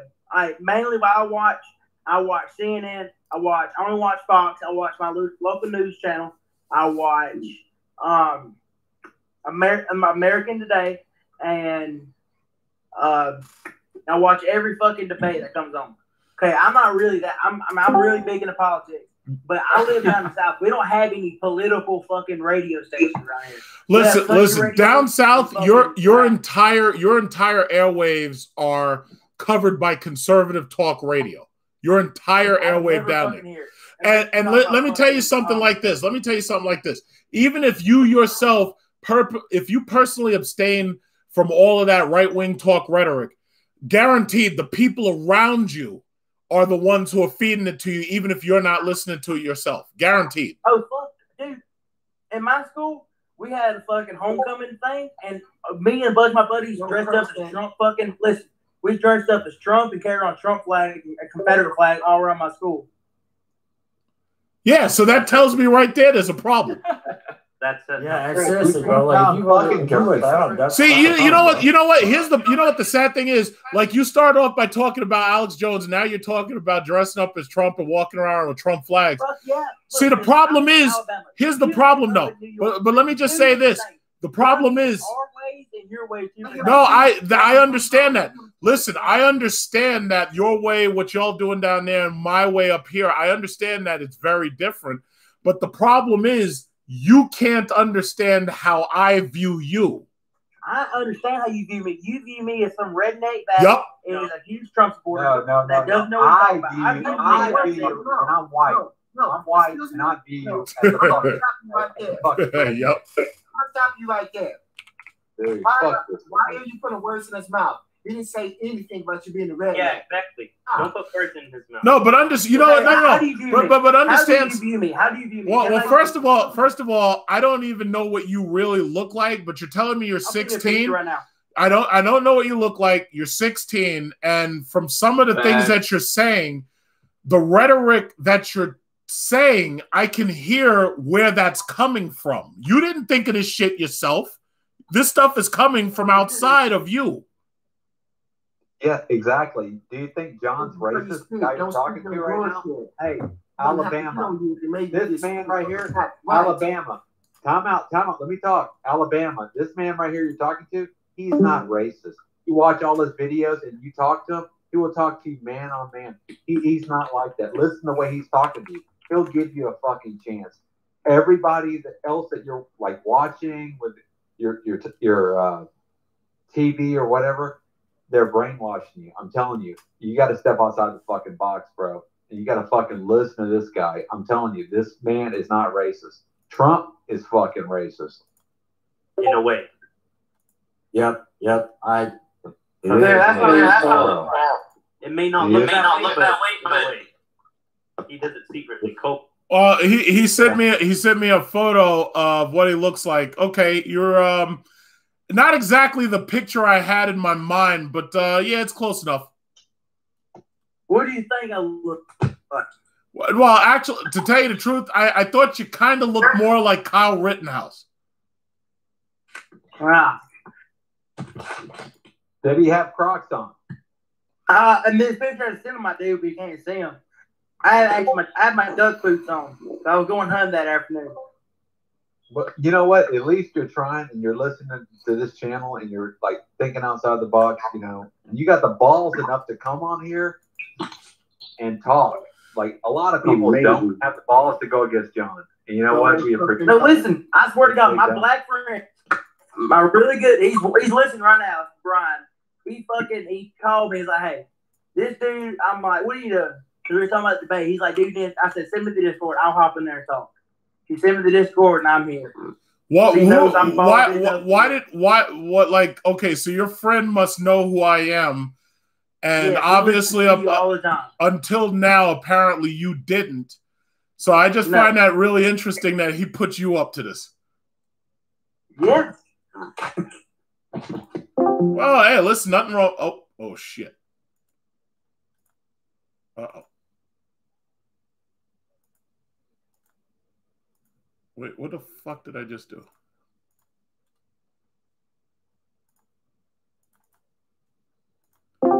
Yeah, yeah, I don't listen. Dude, but yeah, I don't have a problem. I had friends that I grew up that was, you know, Latino and shit. And what's sad about it is when they had a walk down my town for the whole George Floyd thing. It was so sad because it was some people that was actually used to be my friends, and then I seen how they were, and that was because they was racist as hell and really didn't support, you know, just all lives and shit. And they went down to the march and was trying to act like they was good people, even though they weren't. So, you know, that's just a little thing. Around here, I don't know if y'all, but like, I'm just going to say right now, we don't support gay stuff around here. Like, I swear to God, Sensation, we do not support gay marriage. It's like, we have, like, at my school, we found out you're gay, you get fucking your ass beat. Like, that's really how bad it is. That's messed up. You got to respect people's values. Exactly. Yeah. Exactly. It goes both ways. If you don't respect their values, no one will respect yours. Exactly. Yep. That's true. Yeah. That's just how everyone's life, man. It's your life. You should live it how the way you want. You know, it's like you only got one life. Alabama. That's how I was raised up in talk. Okay, Alabama. That's where you're wrong, because the people that I work for own a lawn business. Okay, and I go out there and work, mulch, this, that. I got like gay people, black people. Without all of them, I couldn't have a fucking business. These people are fucking people, man. Yeah, you can't think like that. You can't think like that. Like, without them, if I go up to them and they go, "Oh, you're black, I don't want to work for you," they would look at me. These people are fucking educated. All they want to do is live their life and be happy. And I'm going to go up to them and go, "Hey, you know what? You're fucking gay. What the fuck? You're black or you're Mexican." I mean, I had no problem against Mexicans and nothing like that. I have plenty of that shit don't. A lot. That shit my dad has gave jobs to plenty of Mexican and black people around here that had no jobs. He has employed a lot of them. He owns a lumber company. He's gave them jobs when no one else would. Yeah, that's awesome that he does do that. But I'm saying that you got to be open minded. These people are fucking people. All they want to do is be happy. Yeah, And we like I just said, like It was just how I was raised. You know what I'm saying? But understand. But I want you to understand. understand something. The reason why, especially people from the north, think that everybody down south is racist and homophobic is because of exactly what you just said. Yes, it is. I mean, the mere fact, no, listen. I'm not accusing you. Listen, I'm not accusing you personally of racism because I personally don't know you. What I do understand is that if you openly say that, yeah, we don't support gays and stuff down here, and if you're gay around here, you're gonna get your ass beat. There's not a huge jump in logic to say, well, if they treat gays that way, maybe they treat blacks that way, or maybe they treat Hispanics that way too. It's not a jump in logic. That's why nobody up here trusts anybody down there. Exactly. And I'm from Houston, Texas. We support gays and blacks, Hispanics 100% here in Houston, Texas. And you say you come visit, and Alabama, you ain't fucking welcome here, man. Like, really. I know everybody's trying to be your friend, but man, fuck off, bro. Like, seriously, like, I don't really like that shit. I don't want you coming to my fucking city. Buddy, I've been there. Yeah, well, like, you need to fucking y'all need to focus on y'all's homeless situation. Y'all's homeless situation in Houston is absolutely horrible. We know we have our own problems. We don't need anybody to remind us of that because most of us in California see that shit almost fucking day. So it's like, yes, you're right about that. We have our own shit to worry about. You have your own stuff to worry about too. So and Alabama don't? Alabama does too. We really don't have that bad of a homeless problem. How many people even live there though? They're too busy sleeping with their fucking sisters. We don't sleep with our fucking sisters. That's what's wrong with everybody. You think that? What about you, motherfucker? What do you think about? What do you think we think about Houston? All we think about is Mexicans live there and fucking Rico. What the hell? Cowboys. All the thing we think about. All right, man. Here comes the racism. I'm not racist. I'm telling you, that's what we think of. When you think of Texas, you think about Alabama and think we sleep with our cousins and sisters. I know. When we don't. Yeah, I know you're dying to use the N-word. Yeah, whatever, man. Well, listen. I've never said that word in my life. Well, listen. Understand Brian, something. I'm the most non-racist person. I view whatever me. I'm not racist. All right. Well, listen. I personally, I don't know you personally. I'm not like I had a girl on yesterday, and we had a debate going, and she was from Alabama. And she, oh yeah, she was from Alabama too, right? Yeah, I rest my case. But she thought that I was insinuating that she was racist. It's like, I'm the type of person, I'm not going to call you racist unless you do some shit where I could say, yeah, this motherfucker's a racist. I'm not going to just call that to you. And I'm not going to say any of that, the stereotypes about sleeping with sisters and all that stuff. But the thing about it, you got to understand, a lot of those stereotypes up here, those stereotypes come from other white people who specifically say that that's what y'all do down there. Now, I don't believe it. But the problem is, the Jerry Springer show said that, yeah, you do. But listen, I'm not accusing. No. He was bringing on live people who literally were doing that shit. Okay, you're talking about fucking rebel flags, man. You're talking about fucking rebel flags and shit. Come on, man. You know what the real meaning of a rebel flag is, right? The real listen. It's about Christian ways. It's not about the slavery. You understand that, correct? No, because that's not true. You are the guys who invaded Texas. First of all, let me ask you something. Excuse me. Let me ask you something. You currently live in the United States of America. The United States of America has a flag. It's got the stars and stripes. And yes. And my thing is, but here's my thing. Why the fuck would somebody be holding up or upholding the flag of the Confederacy when they know that the Confederacy was the antithesis of the Union? Why would somebody do that shit? You do realize that, but let me just say it like this. Regardless what you want to believe that it means, anybody who sees you having that flag and trying to uphold that flag is going to treat you no different than you're holding up a Nazi flag with a SWAT stick on it. Okay, well, let's treason. When True. I was true. And it puts down black people and it hurts. It hurts. You know what? It hurts a lot of people in America and it puts down black people. You know what? Fuck that fucking flag, bro. I'm telling you. Let me talk, mother. Listen. Let me talk. Hey, bitch. Fuck your ass. Oh, I got a Southerner fight over here. Can I talk? Please, please. I don't like this motherfucker. John, I don't like this motherfucker. Let him talk. Let Mike talk. Just let him talk. Just do it.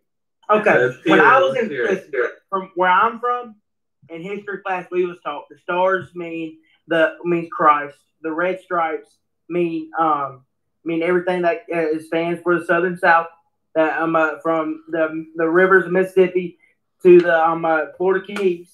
Okay, and that the blue in it stands for America. Okay, that's why I was taught when I was in school. That does not mean anything. I still withhold. Well, hold on. They taught you that shit in school? Yeah. Right, what the brainwashing? Hey, John. Let me speak. Facts. Okay, let me finish. Okay. Let him finish. See, the rebel flag is not it's not me trying to say I want slavery back. I mean, I want that by no means. Say if slavery ever came back, I'd take my ass to Canada. Cause shit, you know, son, I fucking love. So you wouldn't stand and fight for your own country, and you would live for another country? Exactly. Dude, I'm literally just trying to say something, bro. Can you not let me talk? Let him talk. Let him talk. All right, let him finish. Let him finish. Joe Biden, you never shut the fuck up. Fuck you, man. Dude, all you saying is fuck you. Let me talk. Let him. All right, listen. Listen. Trying to prove myself. Hold on. Just let him talk. Let him talk. All right. Listen, everybody. Let him talk. Give him a minute uninterrupted for him to get his point across. Okay, please. Damn. So you're trying to tell me that if I would go to Canada, that I'd be going against America. That's not what I'm trying to say. I'm trying to say if the Southwest ever rises up, I would not back them. I do not want slavery by no means. You know what I'm saying? Slavery is absolutely unconstitutional. It is unhuman, and it does not need to be around. That was something they did back in the 1900s. Okay, that is not now. That is not Alabama now. That is not the Southern States now. 1800s. Okay, that is not us now. Okay, the South has more black people than we have white people. You understand that, correct? Yeah, I'm listening. I'm listening. Y'all understand that. We have more black people down here than we have white people. There's more blacks in our streets than there is Caucasians. We have more black police officers. We have more black gangs. We have more black business owners than we do white and Caucasians. But no one ever wants to talk about it. All you want to say is Alabama's racist. Alabama racist. How are you racist when there's more of y'all than there is us? All right, okay, now listen. Now that they let you get your point across, let me just explain this shit one more time the same way I told you before. The Confederate flag, once again, the Confederate flag is literally the antithesis of the U.S. flag. Anybody who is holding up a Confederate flag would beckon the question, why are you trying to preach the antithesis of the Union? So ultimately, whether you believe that you're a racist or not, whether you believe that you're upholding slavery or not, whether you believe that you're upholding homophobia or not, anybody who sees you upholding that is going to assume that you're using it as intimidation against them in the exact same way that the Nazis had the flags with swastikas on them and used them to intimidate other people and the Jews. So regardless what you believe about it or what you've been told about it, I'm telling you the way the rest of the world looks at it. Okay, can I tell you how I look about it when people burn the American flag? That is very unpatriotic. Okay, well, listen. Burning the American flag is covered under the First Amendment because it is part of free speech. If somebody wants to protest and they want to burn the flag, and first of all, you can burn a flag without protesting. The proper way to dispose of a flag is to burn it. That's number one. Fold it up and you burn it. Right.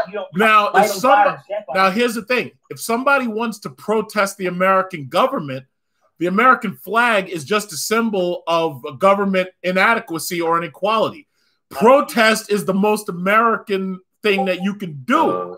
So if somebody wants to burn the flag, if it's their flag, that's their choice. Hey, John. Yes. Let me speak a little bit.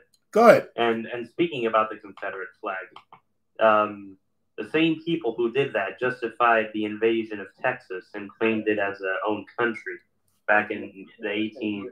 I gotta turn my Wi-Fi on. At that time, you know, at that time it was like, oh, these people were inferior, so we have to, you know, conquer this land to manifest destiny because it was a God-given right, and therefore you guys made it into a slave state, and it was part of Confederate territory at the time. Yep, thank you, Mike. I love it when Mike fucking talks. As a Hispanic, and I don't want to diss you, but the fact that, like John said, the information that you're getting from the state is kind of backwards. It's backwards in a way. I'm not saying you're backwards, but I'm saying that the state is pretty much giving you information that's inaccurate. And believe me, it's inaccurate. Nah. Yeah. Well, no, you know what it is? What it is, it's not so much that it's inaccurate, it's revisionist history. Oh, Yaramir Yagar, he sent a super chat through. He says, off topic, hey, Big Trucks, do you know any ADBA, American Pit Bull Terriers, not American bullies, breeders in Long Island or surrounding areas like Queens? I'll tell you like this. There are a couple of people, like I could get you a better answer on that. About pit bull breeders. The thing about it is it's actually discouraged because of the fact that pit bulls tend to end up being dangerous.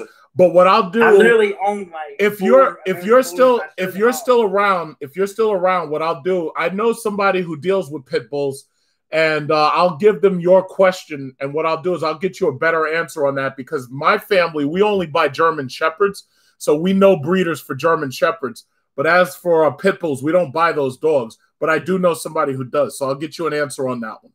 Pit bulls are artificially made, actually. Yeah. I answer that question for you because I actually show dogs. I have 2 American bullies that are grand champions that we actually take overseas, and people actually pay for sperm to breed their dogs. So, what was your question? Well, his question is on the YouTube page. It's a super chat. And he's asking, does anybody know of their breeders nearby where I live, Long Island or Queens or Brooklyn? Yeah, there's people out there. I do know those people. I can give you a phone number to them. Well, if you can post that information in either the Discord chat or the YouTube chat, I can get it to him. But he looks like he's looking for somebody here in New York City or Long Island. Yeah, I've been up to New York City plenty of times for dog shows. I've been over to Paris. I've been over to France. I've been over to Germany. I've been over to Italy. I've been over to Ireland.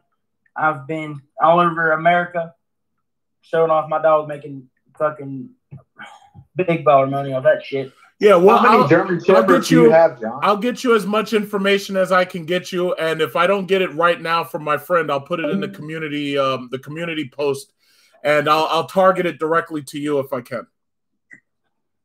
What'd you say? Everybody in my family pretty much has 2 German Shepherds, and they usually only buy female German Shepherds. So they don't mate. I think that they don't mate because I don't know if they come spayed or whatever, but they usually buy them as puppies and they keep them until they die. Awesome. Yeah, so my family specifically loves Germans. See, I posted right there. I have a male and a female. That's what I was asking. I'm like, you got German Shepherds? That's awesome. But now, guys, I gotta go. John, like I said, I'll change the photo, unfortunately. Okay, yeah, good night. Yeah, have a good night. Nice to see you. Like I said, stay safe. Yeah, absolutely, absolutely. You too. Hey, have a great night. Did you hear that there was a massive blackout in Boston during the debate? No, didn't hear it. Yeah, there was apparently there was a big blackout. That's great. Yeah, so I just saw that on my phone's news feed. So they just said, yeah. Anyway, getting back. All right, yeah, back to topic. Go ahead, back to topic. Tell your friend I just posted it. Oh yeah, he just posted. Yaramir, do you see this phone number? Friday Night Thunder. Oh yeah, I'm showing it right now. Yaramir, do you see that number? He's got a number. It's a 718 area code, so that means that it's either Brooklyn or Queens. It's Queens. It's Queens, okay. So Yaramir, you see that number? Write that number down. Yaramir, can you? All right, good. All right, good. You got it. All right. Well, I think that was. Well, listen, Showtime. Listen, I don't want. Listen. I don't want you to think like because I'm not calling you out your name, and I'm not like saying anything like about your character or whatever. But I'm just trying to explain to you that a lot of people, especially like a lot of right-winger people, they try to constantly, they try to, how should I say, they try to justify the constant use of upholding of Confederate generals, Confederate flags, this, that, and other. But what I'm telling you right now is that people look on that as if it's an intimidation tactic. And they look at it as if the person with it is a racist who wants to bring back a period of inequality in America. So I don't know what you've been told about it in school. They can explain it however they want to explain it to you. I'm just telling you how people see it. Got it? Showtime? Hello? Is he here? I think he is because I see his name. Hey, I apologize for saying you fuck your sister, but we don't really like that shit here. And I'm telling you, that shit's got to go. That rebel flag and all that, like, it has no play in America. Like, we got P. Hudson here. Seriously, I take that shit to fucking heart. Like, I really do. When you put rebel fucking flag shit, I'm sorry I tripped out. Well, Get Social, remember, he's 16. He's not up there in age yet. And, you know. He's still got a time to figure. Yeah, he has time to, you know, learn a little bit more. Out there in Alabama, and in my hometown, I don't think nobody's going anywhere anytime soon. I know it's like deep cuts though. Like in America, it's like wounds that never fucking heal because I hear all this shit that's going on with all my customers and people that I love. My number one YouTuber. Nah, we're not gonna stand for that shit no more. It's gonna fucking end. John. Yeah. We got P. Hudson on here. Who's P. Hudson? I think he was a guy that wanted to debate you. I don't know. I don't know. Debate me about what? Not debate. I think he was on. I don't know what he was saying. But. He's right now. He's typing. Let the 16-year-olds debate. I'm 16. Whoa, not me. Wrong person. Yeah. P. Hudson. Listen, you got to use the voice chat because I can't be typing shit back and forth. It's too. Let LSAP and Mike fucking destroy. I fucking destroy somebody because first of all, I could destroy almost anybody if I want to. But first of all, no, I'm not doing that. P. Hudson, show yourself. Come on, get on here. Come on, yeah, get on. No. Mike. Let me ask Mike a question. Mike, how old are you? 20. Fucking really knowledgeable on everything you talk about. Like you have so much fucking knowledge. It's crazy. Believe it or not, I learned a lot from John because you know the stuff he says is some that I think everyone should hear, whether you with them or disagree with them. Yeah, I love listening to you and John talk. Oh, he's talking about me. 7.5 hours, John? I drove to work, and I'm like, okay, I took a lunch break. Me and my wife, and I'm like, I got to hear this whole video. And I turn my phone on. My wife looks at me, and she goes, he's still live streaming? I go, this guy's the fucking king. And it's like, I put that on the live stream. I'm like, oh, you mean when I was going up against what's her name in Alabama? What was her name? Was this girl Allison? I don't fucking know her. I think I fucked every bitch in Alabama. Well, I don't listen. I don't think you met this one right here, and she's got a husband, so I'm pretty sure you didn't get none of that. Yeah. I mean, you went like 7.5 hours. Like I took a lunch break, was working. I like grabbed my phone. My wife looked at me and she goes, "Oh, you're just listening to this video?" And I go, "No." Hudson, come on, get on. Going. John's still going. And I heard you and Mike was talking. Is this video posted? Oh, this is still live. It's being posted as we're speaking. It's live. Is this video right now? So, like, how far back is it? Wait, if you're talking about the conversation I had where I was debating this girl in Alabama, Allison, that was actually yesterday. So basically, the video is called "Female Trump Supporter Wants to Debate Me." She was in Fort Manson, I think. 7.5 hours. And that's what I told my wife. And my wife goes, "Oh my God." She goes, "John's still on." And I go, "Yeah, but you know what?" I go, "It's John and Mike." And I love listening to John and Mike talk. Mike, you and John. Wait, listen. You're telling me you debated this girl for 7.5 hours? Well, listen, 7.5 hours for me is nothing. Yeah, that's why I invited Showtime here. I wanted him to get a different view on things because what they're teaching them in Alabama is just not right, man. You know? P. Hudson, come on, get on here. Michael, give him a chance. Let's wait. The rebel flag guy. I thought somebody said he was 16, so I was like, let the Yeah, buddy, you right wait. here. Got a problem with me? Yeah, no. Have a debate. What you got? What you're saying? Why do you fly the flag? What? What? I'm drinking sweet tea. Why do you fly the flag? I don't fly it. Let me tell you what I do. I have one on my wall. Okay. I have on my truck. I have an American flag with a blue line down it because I do support cops. I think all cops are good. Except certain one. Listen, nope, let me talk. Nope. Hey, we gotta have a rule here. One person talking, don't let the other one do it. Okay. Because I think not all cops are good. Okay. We have the bad ones, like the one who killed George Floyd, the ones that just want little clips on people, and the one that want to be bad about it. Okay.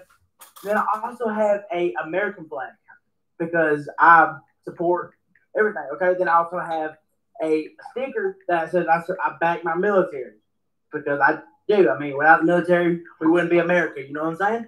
Yes. Okay. So I do not fly the rebel flag.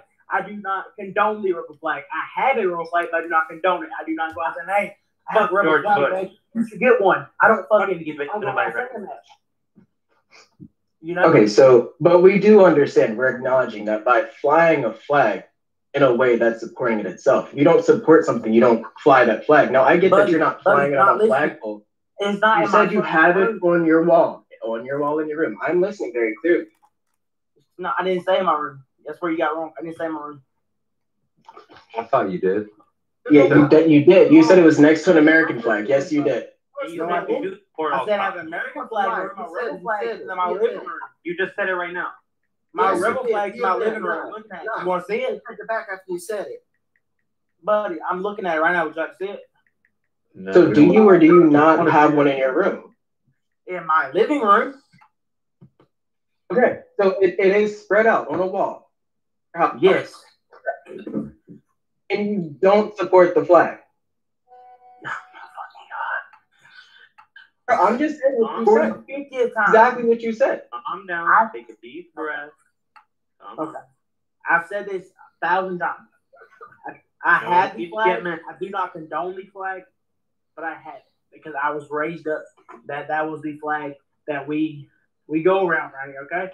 I mean, everybody, all my friends have one. My dad's friends, my friends. We all have rebel flags around here. But have you ever stopped to ask yourself why? Yeah, that was my question. Just why? No, I mean, when your daddy tells you to do something, you do it. So, okay, I get that. Because don't you ever question? Despite my accent, I was born and raised in North Carolina. So I understand following what your family does. But also, since I've moved to Philly now, you have to ask the question why. You can't just follow something blindly. So my question to y'all is it y'all family's traditions? Yeah, is that just what's socially accepted down there? What's expected? Oh, okay. Yeah, that's what I thought. You ever just look at that fucking flag? You said you have a black friend, like your best friend. And I do. He has one. My best friend has one. He flies the back of his truck. And you said he was black, right? And then you just look at that flag. You said your best friend or your friend was black, right? You ever just look at that flag and go, look at your black friend and go, you know what? Fuck these racist motherfuckers. We ain't gonna fly this shit no more. And maybe because you're brainwashed, tell your buddy, because I don't know if he's brainwashed, but we're not gonna put up with this shit no more. You ever do that? I try. My best friend flies a fucking rebel flag wherever he goes. He has a rebel flag hat, rebel flag shirt, rebel flag boots. Motherfucker has on backwards truck 24/7. Gotta be white. Flags is something else. You don't even gotta be in the back anymore. That's a lie. I can't speak for Alabama especially, but when I go to North Carolina to see the rest of my family, the Confederate flag, the rebel flag, is not what they do. Because to them, it still stands for being that racist flag, even though that they are black and Southern. So don't just say that that's what everybody thinks, because it's don't not. Generalize and say all the. I didn't say that. No. I believe said you. In Alabama, at my town, mid-station, Alabama, 36877. That you want to look this up? Okay. Well, I live right beside Columbus, Georgia. One of the worst. I live about an hour from Atlanta. Okay. One of the most gang-ridden towns in America. You know what I'm saying? So, I mean, we don't look at it like that. I mean, over here we don't. Maybe up there in upstate New York or in Carolina or where the fuck you're from, we don't look at it like that down here. And that's why I sent him here. I tried to get him to change his thoughts. So we still haven't answered that question. We've said that that's just kind of what goes on down there, but why? Not go off the topic. Stay on the topic. The question is still why. We get like it's socially acceptable, but is that like the only reason? Because my great grandpappy flew it. My great granddaddy before that flew it. My daddy flew it. I flew it. My kids are gonna fly it. Their kids are gonna fly it. Yeah, but did you ever think about the fact that all of your predecessors are flying it for a bad reason? That's the question. Listen, if you go back to your great grandpappy, my he granddaddy. Okay, wait. Just are you a Trump supporter? Just yes, he is. Obviously, okay, but you guys keep wait, no. You guys keep talking about don't be sheep, but you're by definition being a sheep right now. Of course he is. You said it yourself. You said my pappy did it. You know, so my kids exactly. So basically, that just says something. Family. Nah. But he loves this channel because he's on this channel. He loves this channel because he's on this channel. Well, actually, somebody brought him in here in order to go up against Brian me. 252 was when he brought me here. I brought him here to change his Now, you know what's funny? All of those Trump trolls, like that woman, I forget what her name was, all of them just disappeared. I'm still here. I'm not talking about you. I'm not talking about you. I'm talking about the people who kept on trying to troll and spam. All of them just straight up disappeared. And they were being racist. For being bitches. That's why I fucking took them off their fucking shit. Like I was waiting to pull them into a Discord. All of a sudden, they just disappeared. I still this fat lady one time. Listen, I'm not going anywhere. Tomorrow, whoever fuck wants to come here and talk shit about me, hey buddy, I'm here. We can talk. Nobody talking shit about you though. Chill. I'm just saying, if you want to ask questions to me, I'm here to answer questions. Anything you want to ask. If I want to fuck my cousin, no, I've never fucked my cousin. Chill. Take a fucking pill. You know what I'm saying? But you fly that rebel flag, so we're questioning you. Okay, you question me all night. I'm answering. I'm gonna keep saying the same thing. That is my. But I think that's where we're lost. We were expecting you to have like a more in-depth reason of it. I will give you a more in-depth. Okay, so basically, this is how it happened. So let me think. My great grandpappy was great, yeah.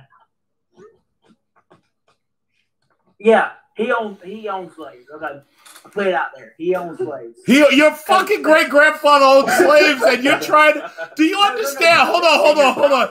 Wait, hold on. No, I'm gonna let you finish. But do you understand what I'm saying? It's like one of them is a slave owner. But hold on. One of them was a slave owner, and you're still trying to justify uphold the fucking Confederate. All right, go ahead. He was part of the Underground Railroad. He didn't own slaves. He in the community. Yes, he owned slaves. No, he would give them up to the upstate. They be free. He was part of the Underground Railroad. You're making it pretty. You said he owned slaves. You just said he doesn't own slaves. What the fuck? No. Dude, you just missed the part where I just said that he was a fucking part of the Underground Railroad. That's how you don't doesn't make sense. Anyway, I set up the John's channel so John can talk some sense into him because I can't do it. That's what I did. None of us could do it. Don't do it. Oh my god. John, okay, wait. But just so are you talking about the right Underground Railroad? Like you're not talking about the subway? The one that sent slaves up north to be free. Yeah. But he still owns slaves. Yeah, he still owns slaves. In the community, people thought he owned slaves, but no, he didn't. Oh, okay. See, you're not listening. No, you just never said that. I tried, but you want to judge him. All right. Let him talk. Okay, that's where it all started. Okay, my grandpappy, he believed that Rebel flag was not because of slaves. He thought it was for the independence of the South. splitting off from the North because of the tax write-offs and all that. Okay, that's what I stand for. I stand for he believed in it. I was raised up like that. Okay, so you fly the flag because it symbols independence from the North. Yes, and that independence was slavery too. No, it was slavery and a variety of it was economic not. reasons. That was So you one cannot reason, deny that's not slavery. what I believe. Can I please finish before you butt in? I'll tell you when I'm done. Thank you. Okay. Yeah, I don't do not talk to believe Mike like in that. slaves. Don't talk to Mike Like like I've said 1,000 times, I do not believe in slavery. I have plenty of black friends.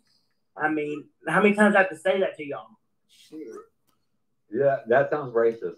Yeah, no, don't say that. How does that sound racist? No, it's like the generic "I have a black friend" answer. No, don't use it. It doesn't matter. It doesn't matter. You might not be racist. I don't know. Just one thing I can say. That one doesn't work. I'm believe it or not, because even though I'm Mexican, I am descendants of one of the Cabeza de Vacas who went to New Mexico. Now that guy, I'll tell you, that guy, you know, he enslaved certain people from the Dominican Republic, and let me tell you that, you know, that guy was not proud of it for sure. And I can tell you this, to this day, I don't hold, believe it or not, I don't hold the Spanish Empire flag. I hold the Spanish flag in my house, and I have the American flag, but I don't, you know, support that because it stood for slavery at the time. Fuck this. Oh. Elsa, what the fuck?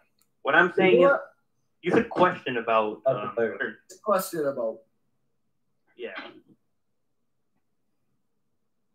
Go ahead, Mike. You got to be questionable about certain things. For example, just because you have the Confederate flag because your father and your grandfather have done it, and you like support their justification for independence, but that independence justified the slavery of many Africans who weren't even citizens because they were deprived of their rights.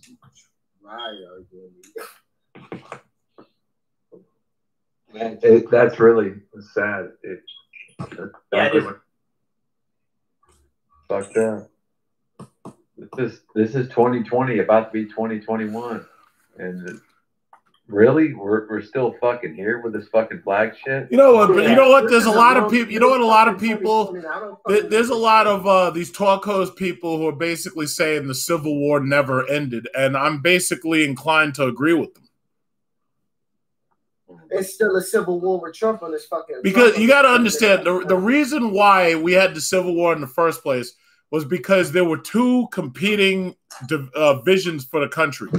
The South wanted to have a bunch of independent fiefdoms that were upheld basically by the money coming from slavery, and the North wanted to have fuck.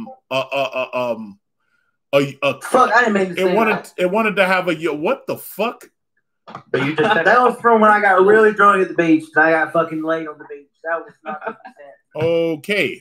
So anyway, yeah, the North wanted to have a bunch of they wanted to have a lot of united states that were all basically going to work together through industrialization. They didn't want to have the South to secede, and they fought a war to ensure that the land itself of America was never going to be split.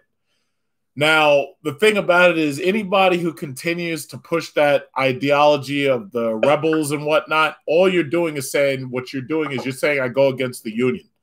And as a matter of fact, it's almost what it says. It's almost the thing. The United States.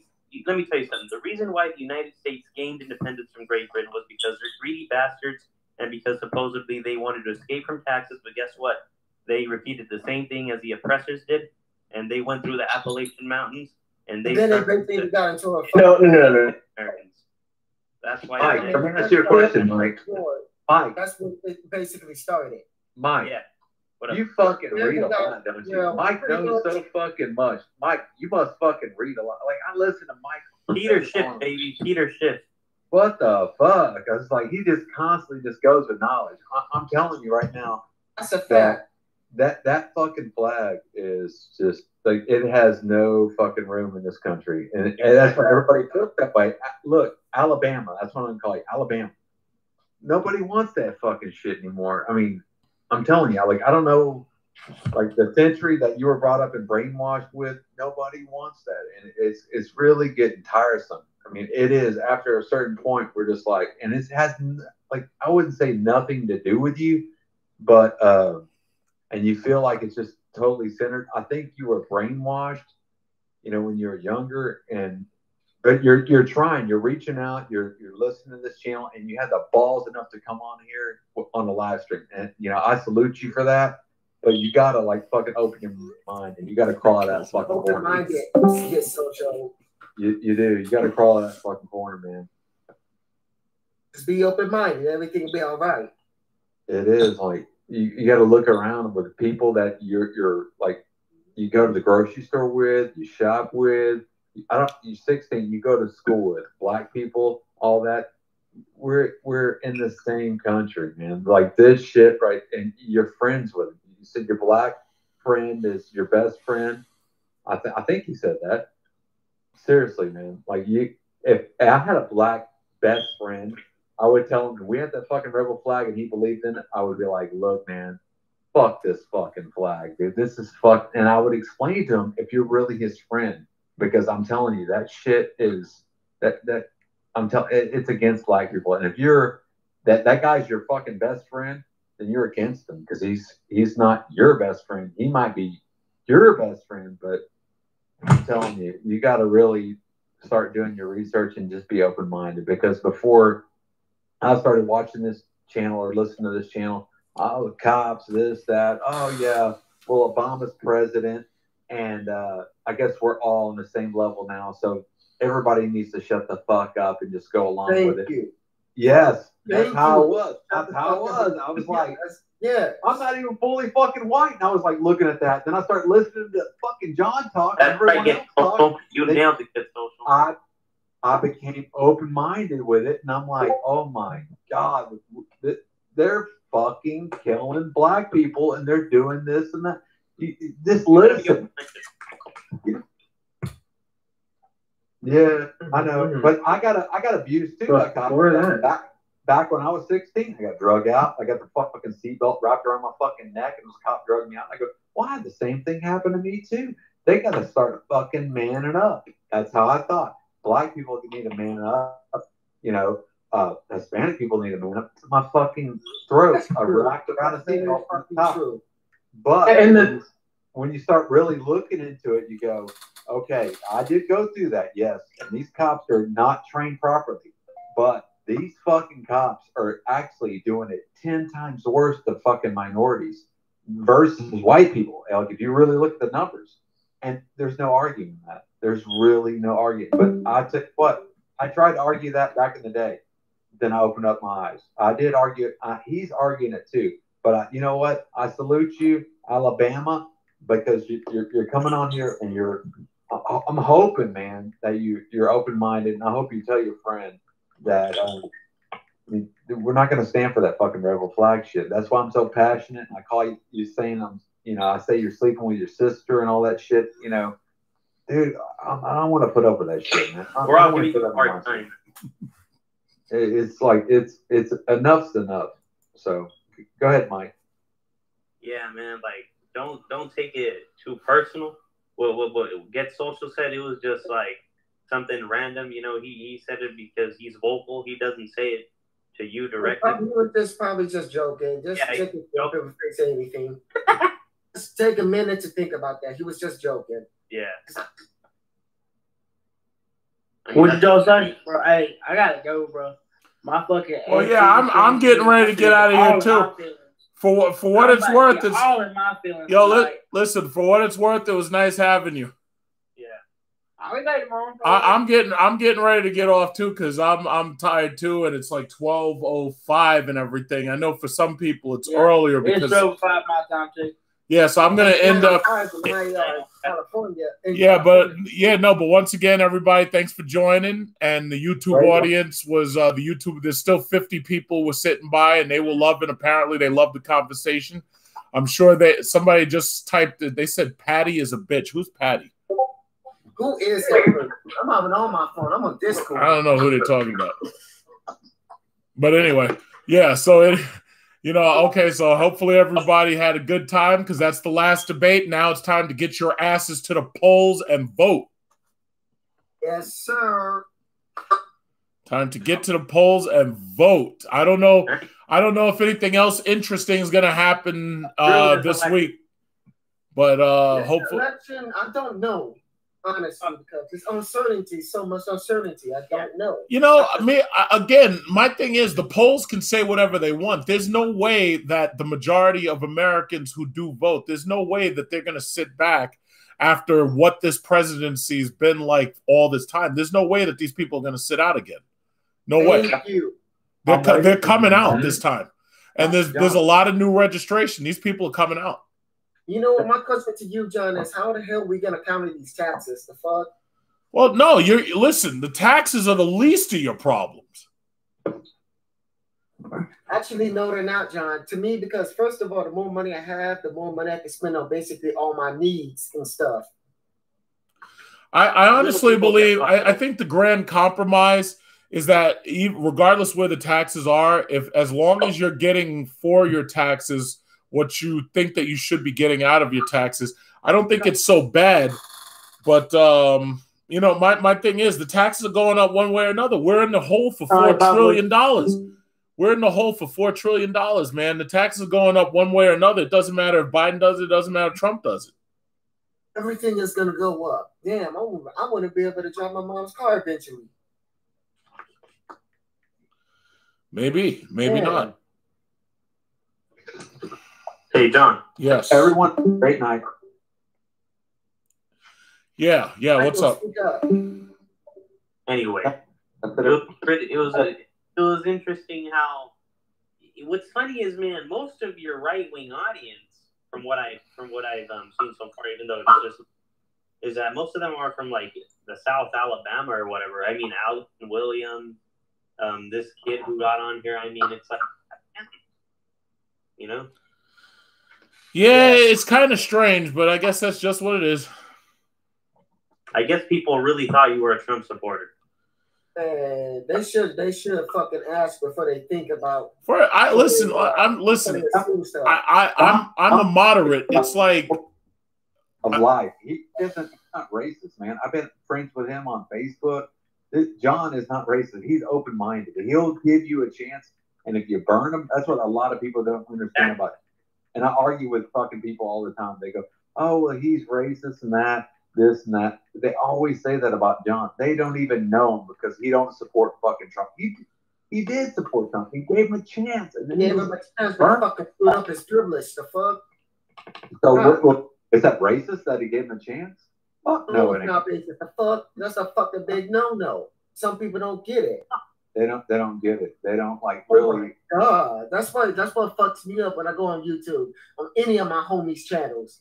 You see all these fucking shitty ass, dumb ass, wherever they're coming from, to fuck up every damn thing. I'm like, bro, no. But no, what I'm saying though, seriously though, is John is minded, and he looks at policies, and he doesn't really. I've been a subscriber to you for how many years now? And he does not look at the same amount of years as me. Get social. You said 4 because I've been for 2 years because it's like 5. Maybe as long as me. You probably as long as me, but got on when I was in high school, 9th grade. So that's basically been 4 years.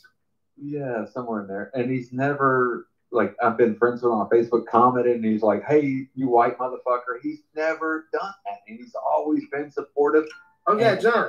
Yes. He's straight up. Yeah, can I have your Facebook, John? Let me finish. Hey, he did. Hey, everything he says is 100%. And he even brought fucking Alabama on to debate, and he really never talked. We did jump Alabama, and he was, let him come on, say his piece, and the rebel flag. Did he like totally strike him down and call him this and that? Nope, he didn't. So what does that tell you about John? He's fucking straight up guy. Open-minded. He's not racist. The fuck? I would say I would say it like this. I'm too educated, and I've known too many people to be a racist. You know. Yeah. It's like racism. Racism is it's inefficient, and it's illogical. And I'm thankful that I have all my customers that I have and I deal with, you know, every day, and they're brown, black, whatever, and I couldn't have the little life I live. I ain't fucking rich. With all these people, they're like, do this, do that. You know what I appreciate? They fucking come out and give me a fucking pat on the fucking back, and they're just happy for what I do. And so, am I going to go on? You know, I listen to all them. They got Biden signs in their fucking yard. Trump, like, I don't really get into politics with them. And without these people, and if they're hurting, black people are hurting, I'm fucking hurting. Because without them, I couldn't have my fucking life with my family. I couldn't support my family. That's right. Am I going to fly a fucking rebel flag? No. Is it gonna hurt the black people? Yeah, dude. Seriously. And I don't think a lot of people like Alabama understand that, because if we fucking unite with that shit, we're not going to take that shit. I don't know what fucking century, you know, that he's... Okay, somebody in the chat said African Americans are being used by the Democrats. That shit true? Probably. Both parties are. It's definitely true. Like, it's really messed up. But I'd rather be used in the way they're using. This is how Democrats don't give a fuck. Well, no, but you know what? It But here's the thing. Here's the thing. When people keep saying that, they like to say, "Oh yeah, well y'all are being used by the Democrat Party," as if you're not being used by the Republican Party. Yeah, furthermore, those two girls that were on there, the two black ladies, something and sugar. Yeah, no. Oh shit. When's the last time you? No, it was called Diamond and Silk. And when's the last time you? When was the last time you heard from those idiots? Because once the party pushed them aside, that was it. It was like no more prime time for YouTube morons, because they use you as long as they can use you, and once they can't use you anymore, they just push you aside and they sweep you away. But my bottom line is this: the Democrat Party is what you make of it. If you choose to vote Democrat and you're electing people like AOC and Ilhan Omar, they're going to change the party anyway. So it's not like the Democrats are using you. It's that you can reshape the party how you want. All you got to do is vote. Yes. The comment I'm reading right now is going straight in the garbage can. Okay, this person said it's the term Trump train, not a same as you calling people that wear masks and vote for Biden a bunch of sheep. But how do you deny math? It's science. Like, we can't continue to politicize science. Exactly. We cannot. It's dangerous. Very dangerous. It's like religion. Politics and religion don't mix. Didn't Trump try to beat Fauci? He did. He tried to shut fucking Fauci up, and he's trying to push this to get the stock market back up again. And let's say back on December, or back, and I remember on January, February, there were saying, and even the White House was like, well, yeah, you don't need to wear a mask. There is no need for social distancing. Well, guess what now, motherfuckers? We're all suffering because of those sons of bitches. They weren't actually they were ignoring the fact that the virus was going to come, and I said, oh, the virus is going to come, and my relatives was going to come, because first of all, you know what? Put you down right away. They did that shit in the first place. Trump still does not require a mask at his rally. Oh, he has to. Fuck that nigga. I would never put this gay ass rally. That was my tipping point right there when everybody not to wear a mask. Let me finish. Good, and it's a hoax. And then all of a sudden, John's like fucking turning on them. I'm like, John's right. Go ahead, Mike. I'm sorry. And then it was biting Trump in the ass until now. And then now I know people that are like, oh yeah, you're right, the virus is here. And now they're getting ultraviolet lights, and I'm like, you gotta be fucking kidding me. If you're gonna do that shit, might as well get cancer, my friend. Yeah, you can't just be okay, buddy. Okay, buddies. That's exactly what I fucking mean. But some people don't think sometimes. Yeah, that's just true. That was correct, Michael. I would say all governments of this world have fault in it, actually, and not just the United States. I believe the whole world. one of them should have just shut the countries down when this shit started, but nobody wanted to take fucking leadership. Because that's a big decision. That's a huge decision. Yeah, you can't just shut see, down the world. but see, that's the thing. We're not That talking see, about the world. We're talking about each country. but that's the same shit. That's the same thing. When you're talking about shutting down airlines, like you're first of all those air routes, they'll recover, but it's going to take a long time. When you're talking about when you're shutting down trade routes, when you're shutting down airlines, you're talking about massive amounts of logistics that were used to put these things together, and now you're just going to shut them down. You can't just shut them down. It takes a massive amount of logistics just to shut them down. So when you say shut down something, it's not something that happens overnight. That's something that it could take a month for that shit to happen, because the problem is you have to do it in a way where it doesn't compromise the security of your country, and you have to do it in a way where it doesn't compromise the safety either. So hear me out. It was a massive problem. Michael, speak. The fact that I feel like, but the fact that the media was actually saying, "Oh, don't wear masks, don't worry about social distancing, everything is okay, we got it under control." That's a very bad narrative. Giving it to the people, they should have been like, "We're in a bad situation. This is inevitable, and we're going to start enforcing social distancing and wearing masks." And China, I believe, has done a pretty good job in doing it. A great job. Yeah, that's because when China tells you to do something, you do it. You do it. Just do it because virus is farm for they can farm anywhere, so we have to be ready for the next. But also let me also explain it like this. Again, regardless about Fauci and Nancy Pelosi and Schumer and all those people saying what they were saying about the Chinese people and saying not to be xenophobic, what should have happened and what should have happened and would have happened if Biden and Obama were president, what should have happened was that the Federal Emergency Management Agency, FEMA, should have given Congress a lecture or should have given them something that within maybe 30 minutes explained to them just how bad this was going to be and what they should do and what they should not do. No, FEMA, yeah, it probably was, but it shouldn't have been. What I'm saying is there should have been at least one agency, whether it was FEMA or the CDC.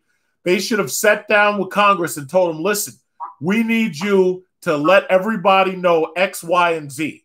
Now, they knew that part of the problem with the masks was it wasn't just that they didn't want you wearing masks and walking around. They didn't want you walking around because they knew that the more movement you do, the more exposure that you're giving the virus, right? Yeah. So it wasn't just about you throwing on a mask, because you also have to remember, they were trying to hoard the masks in order to give them to the first responders. They didn't want everybody having access to all that stuff because what they knew was going to happen happened. People were hoarding truckloads of masks. And here's my thing, John. Yes. As a matter of fact, I know people who are doctors and nurses, and now they're crying and complaining. Well, here's my thing. You signed up to be someone in the medical field. Now you suffer and work. You got to and don't get me wrong. I believe that we were going through a crisis and we're still are in the beginning. But my question is this: if these people were comfortable and they weren't used to a situation where it was drastically needed until now, it's like you suffer now, you pay the consequences. You signed up to be a nurse and a doctor. You got to do what you got to do. No, they went to work though. They went to work. Their thing was they wanted to be protected while they were working. I understand, but they needed the equipment. Well, you got to remember. First of all, they wanted to be protected while they were working, but you also got to remember most of those people were first responders. Most of those people were hospital workers. They didn't understand the severity of the situation. Oh yeah. Because again, I say it again. That these people were not explained how severe this was. And all in the background, you've got all these stupid ass Trump supporters constantly trying to downplay it. Thank you. Like old Henry always drove for Trump. Bro, why the fuck you always got to talk to you about like Trump supporters? Like, what did we do? Like, Showtime, listen. I don't know what. Listen, buddy. All right, guys, one at a time. They were defacing people's property. Like, us Trump supporters, we've never made any crime. We've never heard anything towards police. Bro, what? My name's celebrating. I'm personally voting Trump. Listen, Showtime. Asian people were discriminated against. Showtime, listen. Asian people. Go back to fucking Asian then. No, it doesn't work that way. You see, you know what? This is what I'm talking about, Showtime. Just like what you just said, that bullshit. Go back to Asian. First of all, there are Asian people who were born in America who are just as American as you are. When you say shit like that, excuse me, when you say things like that, it sounds racist. Absolutely. And then second of all, when I'm attacking Trump supporters over something so simple as downplaying the virus, again, one of the reasons why the numbers are as high as they are is because these people were not taking any of this shit seriously. Dumbass Trump. Yeah, Trump was calling the China virus. That's fucked up. But it was worse than that. He wasn't demonstrating. It's the China plague now. It's the China plague. Well, he can call it whatever he wants. It doesn't matter. Shut the fuck up and listen to me. Shut the fuck up. I'm the whitest black motherfucker here. All right. That's a lie. Even I like Trump. That's a lie, bro. I'm black and I go to a prep school. What are you talking about? That's a lie. What? What did he say? I'm the whitest black fucker here. That's the fucking lie. Watch it. That's a lie. Yeah, that's definitely a lie. Whitburn motherfucker. I'm the whitest. You know what? I think Elite is trying to troll Get Social Butterfly. Get the hell here, Elite. Come on. No, you don't troll my He's homies like that. Get off this No, he's been doing it since he joined. Come on, block him. Whitest black motherfucker. Who says that? Fuck you, motherfuckers. You don't fucking know shit. You know what? John. Y'all think Joe Biden's a tough one. Yeah, man. Bro, no, if you... This guy, he's trolling. He's trolling. He's definitely trolling. This guy's fucking trolling. He's making fun of you. He's making fun of you, Social. He was probably 15-year-old, man. He was a fucking 15-year-old like that. Bro, don't fucking say the N-word. Like, on a serious note. Whoa. How are you going to tell me what I so fucking racist? That is so fucking racist. Oh, it's not. Then you're getting mad at me for using the fucking rebel flag. But the second you say the N-word, it's all fine. Shit. Get the hell out of here. What a guy. Motherfucker. Hey, Elite, if you're gonna troll, I'm gonna ban you. Elite, understand something. If you're gonna try to troll, Elite, you're gonna get banned. Listen. I'm gonna show you. Take a hike, boy. I'm pleased to say. No, see, but no. We can't operate off that logic because then they're going to use it as the same way why they can say it. Oh, he's gone again. Oops. No. I have a reason. I back my stuff up. I back up what I say. Most people don't. I'm not going to speak for everybody. Elite, I'll say it. What did he say? I said, what fucking nigger, Ben? All right, bye. What did he say? Second cock, bitch. Yeah, he's gone. He's gone for a day. I think it's 24-hour ban. Stupid asshole. I'm an ass bitch, man. Fuck. Oh my god. Fuck white people. Fucking redneck looking motherfucker. Stupid. It was probably some 15-year-old saying that shit. I know. What No, John. Yes. I can't tolerate these controls sometimes. I'm gonna have to. No way. John, that was disrespectful what he just said. Oh, that's like a first of all, nobody fucking trolls me. No one. Elsef, I feel like I'm running the mob, and they're like, okay, Truck's like, do you trust this guy? Because I was like, yeah, they make him a moderator. I was about to, and then I kind of had that feeling like you were just going to come in and just destroy everyone.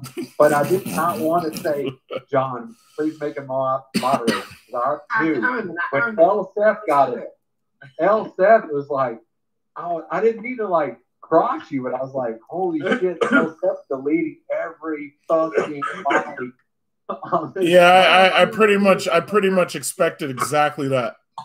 Hey, John. Yes. That was pretty interesting. That was awkward. And that was kind of fucked up what he just said. It was. What did he say? The N-word. He put the tail between his legs. He ran. Yeah, but I didn't even hear exactly what he said. I knew he said the N-word, but I couldn't hear anything because they was just hollering and stuff. Yeah, well, guess what? He's gone for like 24 freaking hours or something like that. So it's like whatever. What if he makes another profile and joins back in again? Listen, it's not that hard for me to fucking block people. It's Blocktober. Oh yeah, Blocktober. Oh, okay. Here we go. P. Hudson. It says, let's talk about the plot for Michigan governor. The claim they don't like illegal shit is a lie. And then he put like P. Hudson. Yeah, no. It I'm said showing you what he said. You said you didn't hear him. Oh, he said which nigger banned me? That's what he said? Yeah. Oh, all right, whatever. Yeah, he's gone now. Really, like, I thought he said the N-word, but I really couldn't tell because it was muffled. What? This is what I don't understand. Why do people fuck with moderators and administrators? Like, why do you do it? If he says the N-word, I think anybody needs to be banned 100%. Like, really, seriously, they don't really need to. No, but but my thing is, why do people mess with the goddamn administrators? For me, that doesn't make any sense because they're higher than you. They could ban your ass. Damn. Yeah, they wanted a reaction. It's solely about getting a reaction. Yeah, I mean the trolling is stupid. If you're on the spotlight and you're trolling, you're gonna get hit immediately. It doesn't even make sense. It ain't true because first of all, with me, I'm tired of playing in that bullshit. No. Oh no. If I find something offensive, I'm taking that shit right down. That's exactly what you're seeing today. Oh. Well, yes. What was weird too is when that guy left, the guy from Alabama left too at the same time. I don't know if No, I'm pretty sure one of them invited the other one. I'm fairly certain. Yeah, I'm very suspicious about that. It makes sense. My thing is I deal with you one at a time, so it doesn't even it's like whatever. It's like if I had about 90 something people who were watching the live stream, right? And I could only assume that like 30 of them were trolls. If you find it later on, it'll be on. It might be more than that. John, did you block him? Did I block him? Oh no. Well, the guy who was cursing and shit, he got banned, and he got banned for at least a day. So that means, but see, my thing is, regardless how long the sentences are, if you come back and do it again, I'm just gonna ban you again. Excuse me, John. Can I say something? Yeah. I felt like, man, I cursed a little bit for a reason because these people, some of my peers, but some of these people my age don't know what they're talking about. Honestly, I have to curse somebody out almost to just try to speak some knowledge into them. But oh my god, I feel like someone invited him here. Someone, John. I'm pretty sure. Listen, it's easy to tell when people are working as one. It's very easy. All you got to do is watch what they say.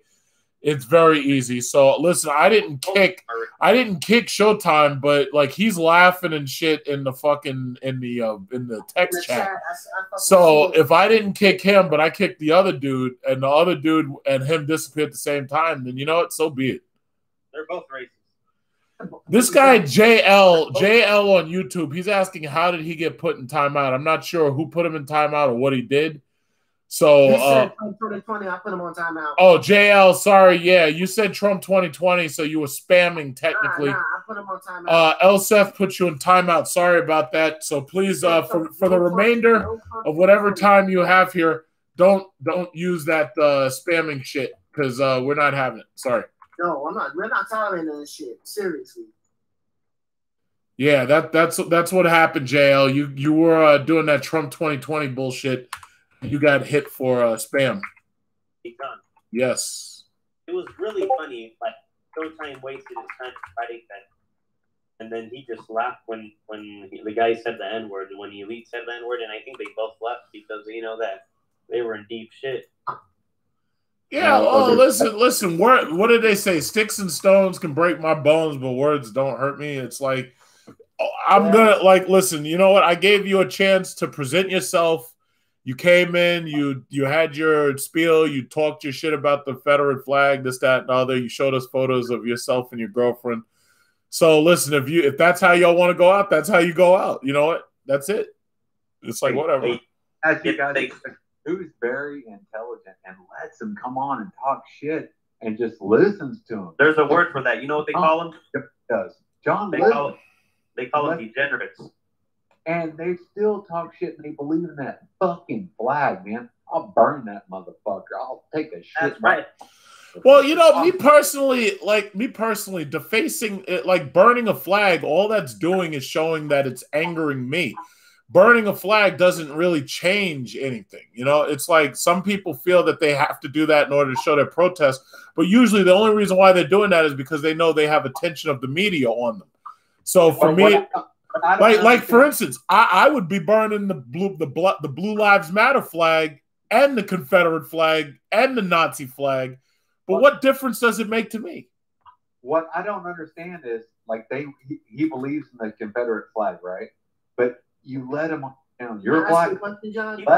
Hold on. Elsa, he lets him on his channel and talks all that shit, and John still does not discriminate against this guy. And he's like, "Oh, I love rebel flag. I do this thing." He lets him talk, and he's like, "Oh, be careful what you say now." He still wants to. Oh, he's back. He's back. Yeah, Showtime. We see you're back. I'm sitting here listening to the stream. I hear y'all call me a degenerate. I listen to this. But the thing is, if you want to say it to me, you could easily direct message me, buddy. I'm not scared of any of you. You said you had to go. My friend, you were laughing when you leaked at the N-word. Yeah, you was. Stop being so. I thought it was funny as shit. You're covert. I'm what y'all were laughing too. So I can't laugh because y'all were laughing at. Wow, we're all fucking racist. So immature. Grow up. So Showtime. What you're saying is that the other person who was in here who was trolling, you don't know that person. No, I do not. Okay. All right. I don't know. He's probably watching you fucking. I didn't listen. I didn't call you. I didn't call you any names. I didn't even bother. I didn't do that. I like how you come straight to me, and all I did was laugh. I thought it was funny. You came in here and was trolling you, and I thought it was kind of funny. I don't know who he is. Oh, okay. Listen, if you say you don't know who he is, I'll take you at your word. Okay, good. If you don't know who he is, you don't know who he is. I mean, you shouldn't go. Whoever called me a degenerate, that's just ridiculous. You shouldn't go call me a degenerate behind my back. I didn't do it. He must have a reason. He must have a reason, though. Last topic, real quick. Does anybody see that thing I posted? A man arrested in Kannapolis with a van full of guns and explosive, planning on killing Joe Biden. No. Yes. You see that shit? It's in general. I think that is absolutely fucking ridiculous. Well, they fucking planned to kidnap the goddamn governor of Michigan only 2 weeks ago. And I think it was a week ago they were planning to do something to a different governor somewhere. I don't like your guy, but still, I mean, he's his fucking life. You shouldn't go with a fucking full of guns and explode a kill. I see this. This is not good. So understand something, Showtime. While you're upset about what you see in the news about people attacking the cops and burning shit and all that, but on the other hand, now you've got these other people who plan to go after fucking state governors. I see where you're coming from, but that still, you gotta look how I look at it. I mean, I'm pro. I mean, you see how it is. And by the way, let me just say this. Listen. That whole Confederate flag talk that I said, I already said my piece to you about that. But keep in mind, Timothy McVeigh was one of those people who was trying to justify that shit the exact same way you are. And we saw what he did. If you know who Timothy McVeigh is, he blew up the Oklahoma City Federal Building. And he was another domestic terrorist. So when they're catching these people with guns and explosives and stuff, the reason why the FBI is on top of these people is because they know that they could have another Timothy McVeigh on their hands. Exactly. Yes. See, my thing is, I own guns. I have a 30-06. I have a 9mm. I have a 243. Cause I love hunting. You know what I mean? I also have 9mm first. You can't open a handgun until you're 21. Yeah. Buddy. Well, he's in Alabama. Listen, he's in Alabama, so the laws down there, I don't know, man. He might be allowed to have a shotgun and shit. I mean, your best friends with a sheriff is you don't understand what it's like down here. I mean, but Michael, you don't have to be 21 in all the states to get a gun. No, a handgun. You have to be 21 to get a handgun. No, you don't. No, you do not. I don't know about that. For it to be concealed carry, he has to be 21. For it to be out of your hip, he has to be 21. For what I know, rifles and shotguns are 18. I think it's 18 in Alabama, yeah. Nope. For a concealed carry, it has to be 21 or over. For a outside carry, you have to be 18 and up. But I use it for personal protection. I keep my truck. I just googled it. It's 18. But it's 21. It says right here. Minimum age for sales and transfers. California. Post it on the chat, Michael. No, Alabama. Post it on the chat. Michael, post it. Oh, Alabama, 18. Ugh. Yeah. No, Michael, post it on the chat. Alabama prohibits. Yeah, I'm posting it on there now. A pistol to any person. Post it. It's in there now. Just got posted.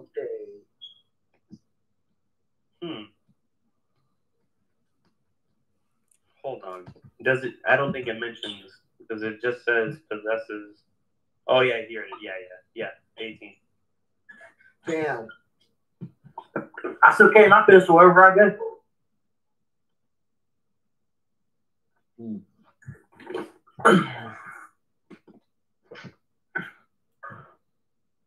But go ahead, Elsa. First of all, I'm thinking about something right now. Thinking about going to bed and going to work tomorrow.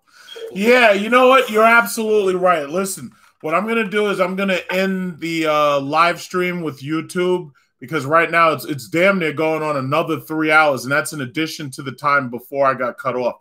So you know what? Thanks again. Thanks again for joining. Hope you guys had fun and everything.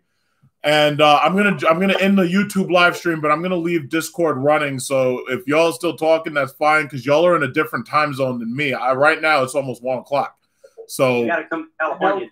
Yeah. So YouTube audience, thank you for joining us, YouTube audience, and you guys have all a good night. And I'm gonna end the YouTube live stream, but I'm gonna leave Discord on. I know what John's gonna do. It's gonna be freaking 6 o'clock in the morning. I'm gonna be leaving. He posts like a freaking champion. This guy don't quit. Oh yeah. Like, I try to keep up. John's like the king. He just I can't keep up either because all this bullshit at work my school be giving me. Well, you gotta get it done. All right, so good night, gentlemen. Good night. I'm gonna turn off the YouTube live stream right now. So y'all have a good night. Yes, sir.